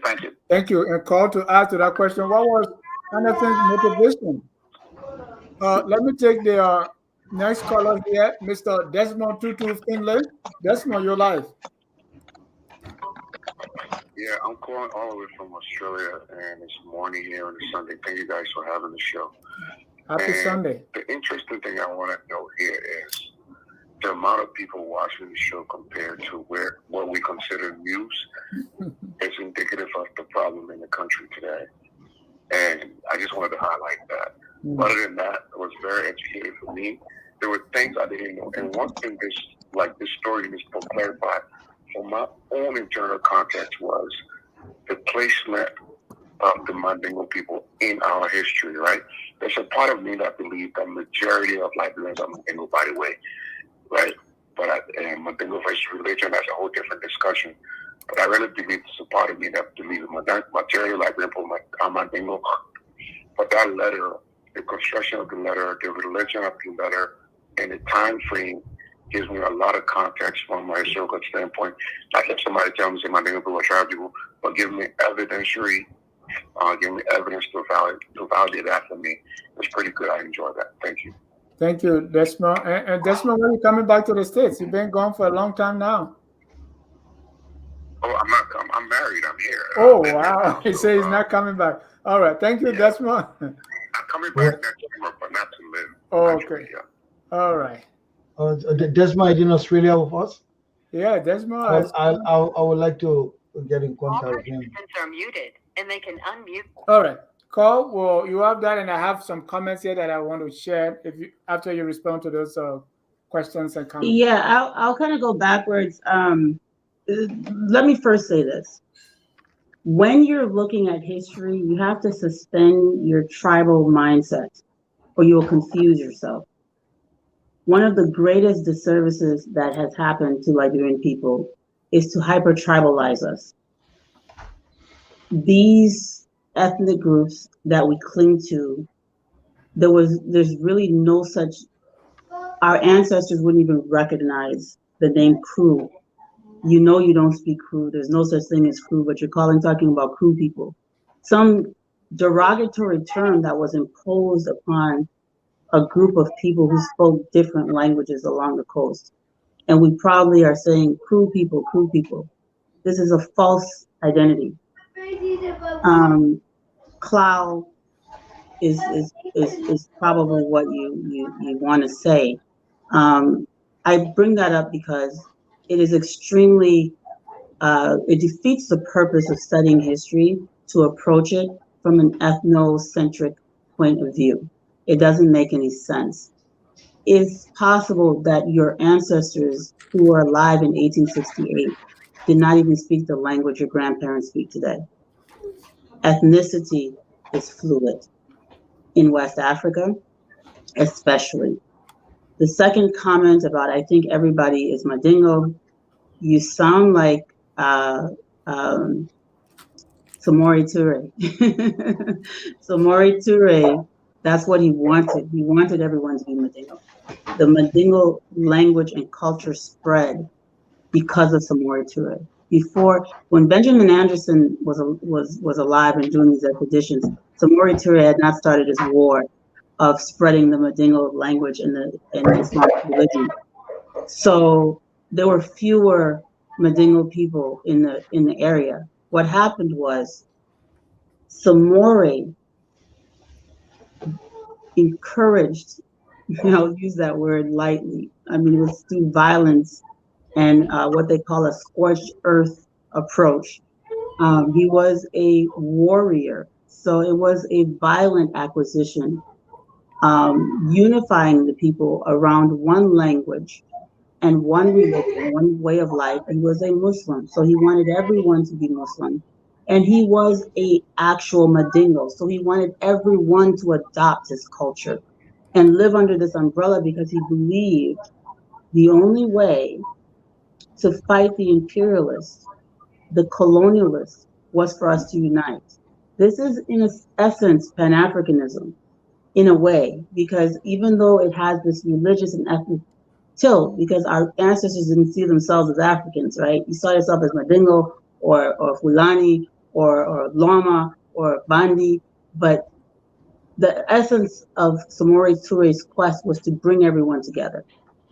So you can't say everyone is Madingo. What you should say is Madingo culture was almost imperialistic in incorporating many, many different people.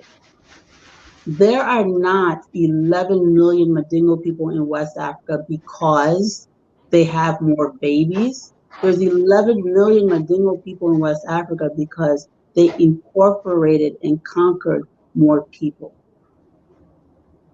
So there are many people who are Madingo today that in 1868, their ancestors were not Madingo. This is important to know. So when you talk about the oneness of the Mindi region, there are many Pele, many Loma, many Bandi, many Gisi, many Mende, Soso, other ethnic groups who joined Samori Toure's empire, Wosu, adopted the culture and the language of the people, but their ancestry is different. Ethnicity is not necessarily tied to blood. The same way religion is not tied to blood, neither is language in West Africa. And if we look at it differently from that, we will get confused. And if you look at most of the Mandingo people that are existing today in the Guinea Forest region, Guinea Forte, they do not resemble in stature and height and many, many factors the people of Kankan region. Right. And call to that point, like Muhammad looked more gribble or crude than Mandingo. No, he doesn't. I don't have any comment to that. So when we talk about ethnicity, Mandingo is not a tribe, it is an ethnic group. This is a massive ethnic group that is larger than Liberia. We're talking about 11 million human beings. So we're not looking at things the way that we should. And the confusion is the simplistic tribal thinking that we all have been trained to have. It distorts the way we see the past. But to answer his question, no, everyone is not Mandingo, and Mandingo is a ethnic group. It was once a trade language, so many people had to speak it in order to do business, just like how Tree is spoken in Ghana. And if you go west, it was Fulani and then Wolof. If as you go to Nigeria, you've got the Hausa, and in East Africa, Kiswahili. So it's normal to have a language. Before French and English came, we were using these massive ethnic languages to communicate cross-culturally. And if you go far enough back in history, all of the languages that are under the Mendi umbrella have a common root, a common ancestry. So I jokingly call Muhammad my brother from an ancient mother, because that is what it is. We are branches from the same tree. It is just that because of the empires, and this is going way back, 900 years, the Mandingo conquerors of Mali, they became imperialists in West Africa, especially after they adopted Islam. And not all Mandingo people were Muslim until Samori Toure came along and said this is a requirement. He mandated it. So that part of the history, I think, is lost upon many of us in Liberia. But if you go to other parts of West Africa, they know this better than we do.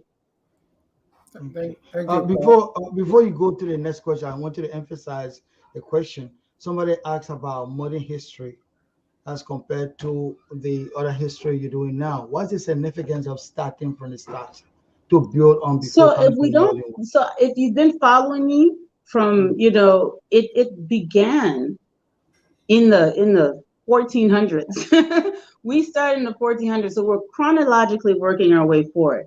If we don't understand what we're discussing now, we will not understand Igbo Twe. Yeah. So history should not be read backwards.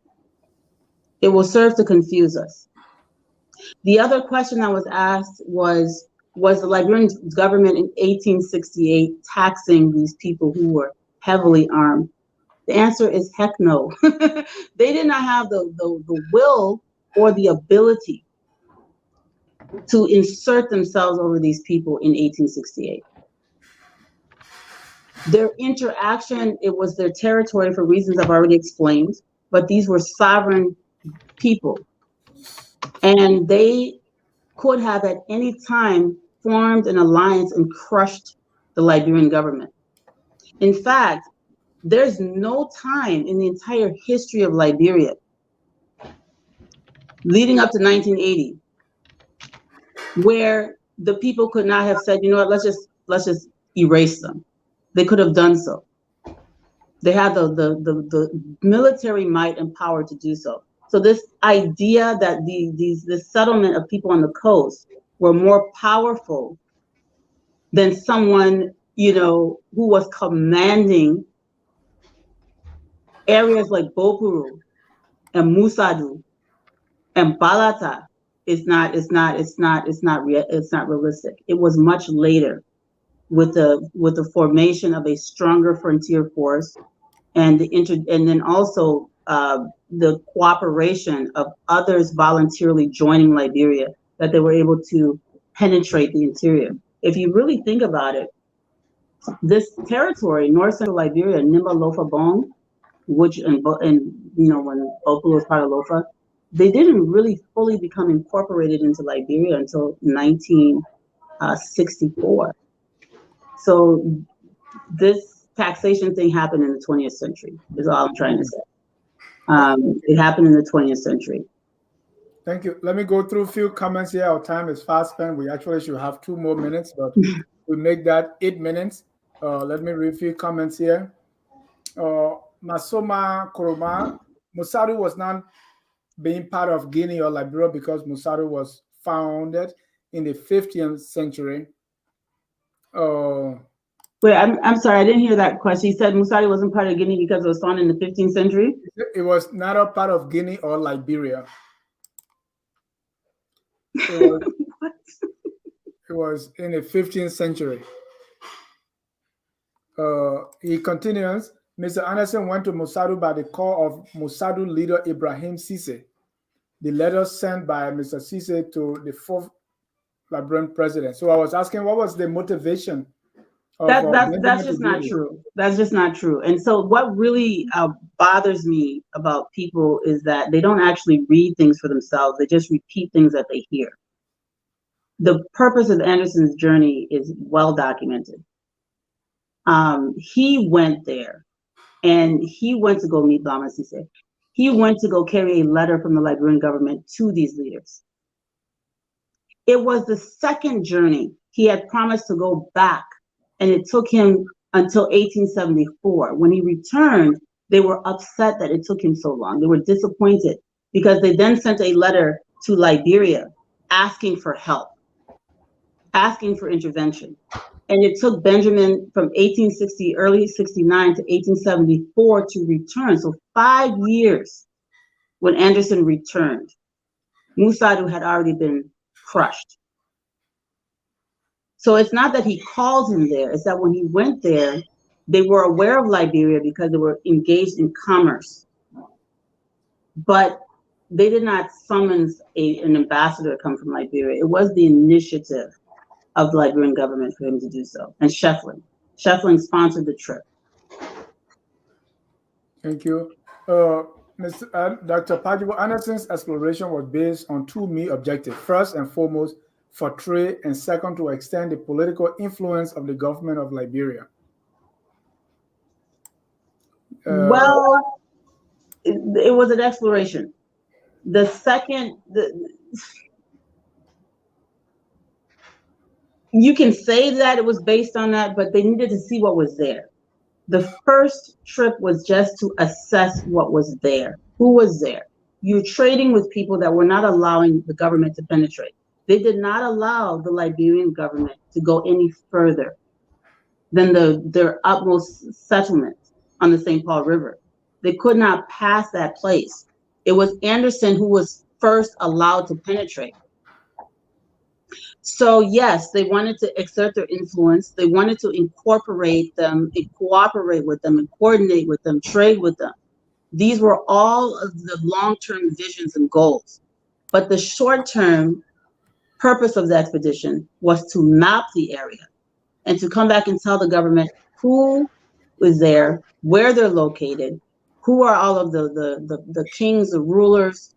Is it dangerous? Are there people there? Is it, what do you see when you go into the interior? Nobody knew, because when the traders would come to the coast with all of these goods, ivory, gold, rice, they would come with all of these goods. The Liberian people didn't know the source within their territory of all of this wealth. So part of Anderson's mission was exploratory. It did not impart it. The whole mission was exploratory. Once you explore and you see what's there, it now becomes the government's priority to say, listen, we've got to work with these people. And you hear President Barkley talking in his annual address thereafter. There are noblemen in these forests that can offer us their wisdom and their guidance about how to govern and how to unite this country and make this country great. He's talking about this as a result of Anderson's journey. He's saying that there are wise and noble people in these forests. We need them to further the cause of the Liberian state. So in the 19th century, 1800s, in the 19th century, this was the mindset of the government for the most part. They wanted to have a not only interaction, but they knew that they needed this reliance. Men like these presidents in these days, at this period in history, they were very cognizant and aware of their Africanness. They understood that they needed these people in the interior to help strengthen them at this point in history. It's much later, after they get rid of Blyden, after they get rid of these radical African-minded thinkers, after they get rid of these people, that's when you start to see the antagonism against the people in the interior. And they're starting to look at them now as people to be conquered and subjugated, as opposed to people that they need to incorporate to, as a mutual beneficial situation. Thank you. Excuse me, you mentioned about the trade and Benjamin's exploration. I think in the text, when he went to Zozo, the first Zozo market, you could see his excitement. Yeah. Identifying all the items of trade that were there and how cheap they were, and who's selling what is there, what is available, the possibility of getting them down to Monrovia. Yeah, because the Mandingo traders would come and charge, 5-6 times what it was worth at Zozo. Nobody had been to Zozo from the Liberian settlement before. He was the first person to go there and saw the abundance and the economic activity. So he meticulously documents this. And then this raised the interest of the Liberian government, saying, but if our country is so powerful and so rich, you've got all of these armies, you've got all of these wise and noble leaders, you've got educated, literate people that can read and write, even, and Blyden learned Arabic. So you've got all of this going on. Blyden was encouraging the government, advising the government, we have to become a country, a united country, so we're not crushed. The same mindset that Samori Toure would have about 25 years later. Okay. Thank you.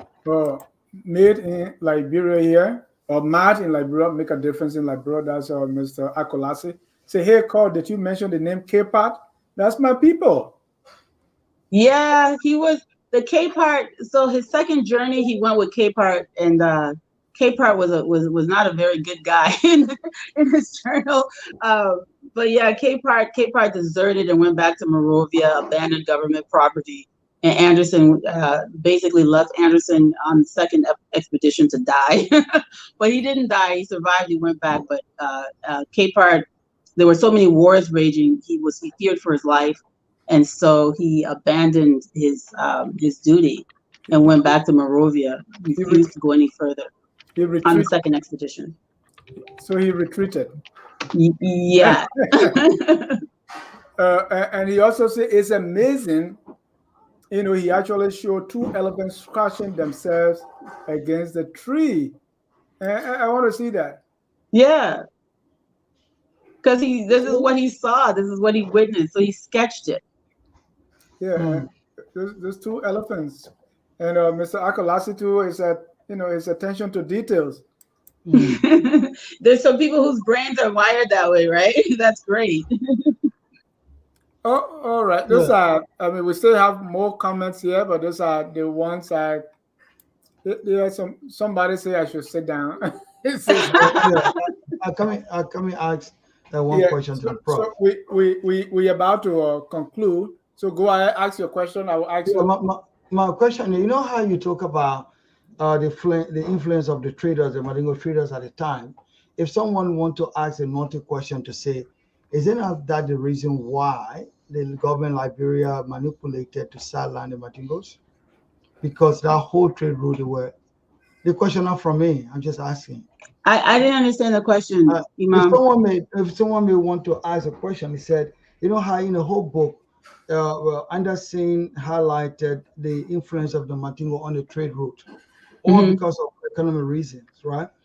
Who once said, therefore, that this was one of the reasons that maybe the powerful people in Monrovia tried to sideline the Mandingos because of trade issue. So No, that they could be, yeah. no, because in the 19th century, in the 1800s, there was no real sidelining of anyone really at this early stage, and they already knew that these people were rich, powerful traders. From the moment they landed, they knew, because these were the people that were trading in human beings, trading in gold, trading in rice.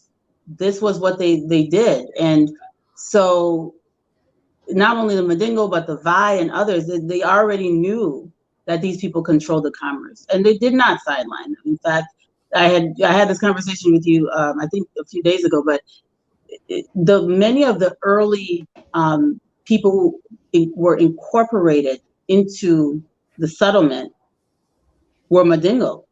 There were Mandingos living in the settlement even before independence, and became part of Liberia. Many of them converted to Christianity, because the way that people were then is not how they are today.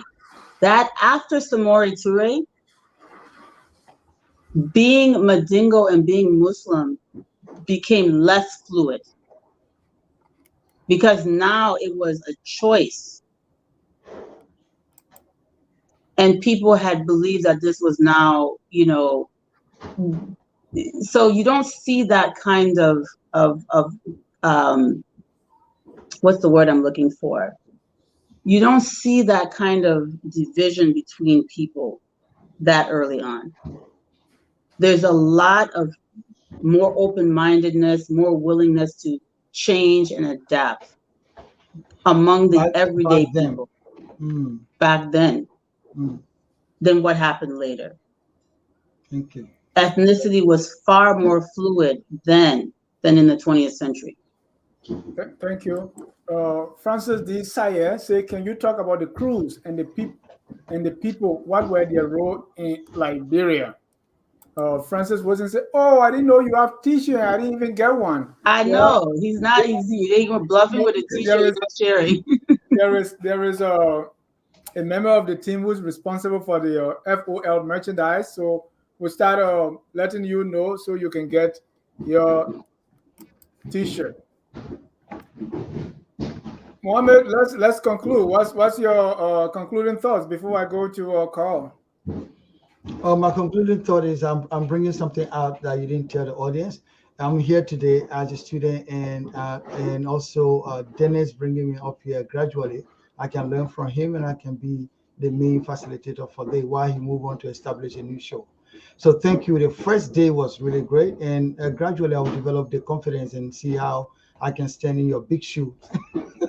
Thank you. Yeah, my goal here is to reproduce myself, so that and then Mohammed will reproduce himself, and then we get a bigger and better network focused on Liberia, where we educate, we elevate, and promote all things Liberia. Mrs. Carl, your closing comments. Yes, I just the comments that you read, when you're going to talk about the cruise, you're going to talk about this. I want you to know when you come to this show, everybody that I talk about is your ancestor. This is all your heritage. This is all your heritage. These are all your people. These are Liberian people in Liberian history. We existed before the Republic, as someone rightly said. Musadu was created probably in I wouldn't even say the 15th century, I'd probably say the 14th century, but in some way, form. But the Liberian territory, when it was created, encompassed Musadu. When Liberia was created, it encompassed our ancestors. That's why we're Liberian today. And so when we talk about Liberian history, all of it is our history. So when I talk about Kru or Clow, if I talk about Lama or Pella, if I talk about Mandingo or Vai or Kisi or Bola, this is all of our heritage. This is what makes up the country whose flag we proudly fly. And so I will get to, I mean, in the past, I've had many episodes. I don't focus on ethnicity. I focus on time periods and what happens, and I go along. And so if you go back to previous shows, you'll see me talking about Golas, you'll see me talk about Crews, you'll see me talking about different groups of people. Grable, whoever comes up in the story. What I will never do is I will never tell a Liberian story from the perspective of tribe. It skews our history and it taints it. So if you're going to watch a show, take off your tribal hat and be Liberian first. And through that, you will learn about not only yourself, but all your fellow citizens and the history collectively. But yes, everyone will be mentioned, all of the history will be mentioned in chronological order. Next episode, I think we will focus on, maybe we should fast forward to talking about Fernando Poe and Firestone. Yeah, two big things to focus on. And before we close, there's Stella Jefferson. Why isn't called the facilitator of the show? She needs to have her own history show. And maybe Stella did not understand what Mohammed was saying. That I'm here, I'm the host, so Mohammed is co-hosting with me today.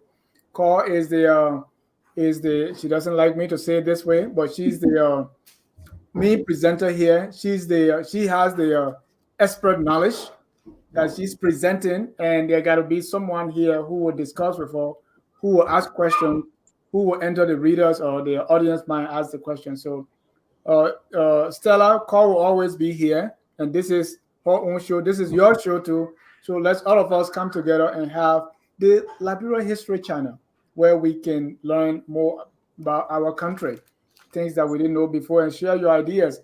And if you have thoughts about the Liberia History Channel, please drop me in a line, focusonliberia@gmail.com, or send a message or call me 978-726-6965, or you call or you call Mohammed. And I'm going to bring on one more person who is going to help to facilitate.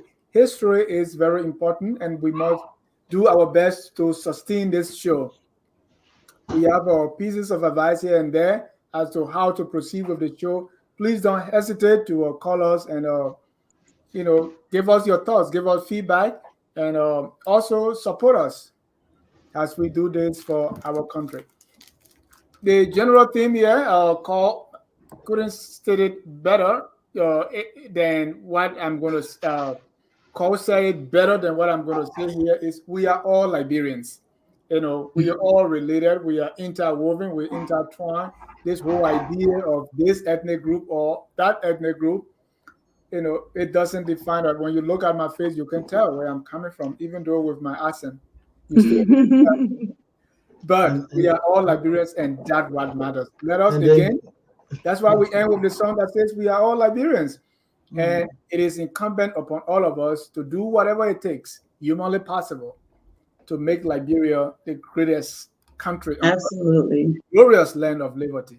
Good night. And then Dennis, I will insist, don't call me a crewman, please. Next time I'm going to wear a gown. I live in Jericho. I know Mandingo people when you either Crew or Grable, and because somebody will conquer that place. That's why. Let me tell you something funny. The vibe people, the tease the man say he vibe. Now you telling him Grable, what's going on? Everybody wants you to be. Well, maybe Mohammed belongs to all of us. That's funny. All right. On that note, that tells you that we are all Liberians, regardless. Good night and God bless you. We are Liberians. Liberia is our home. Liberian people.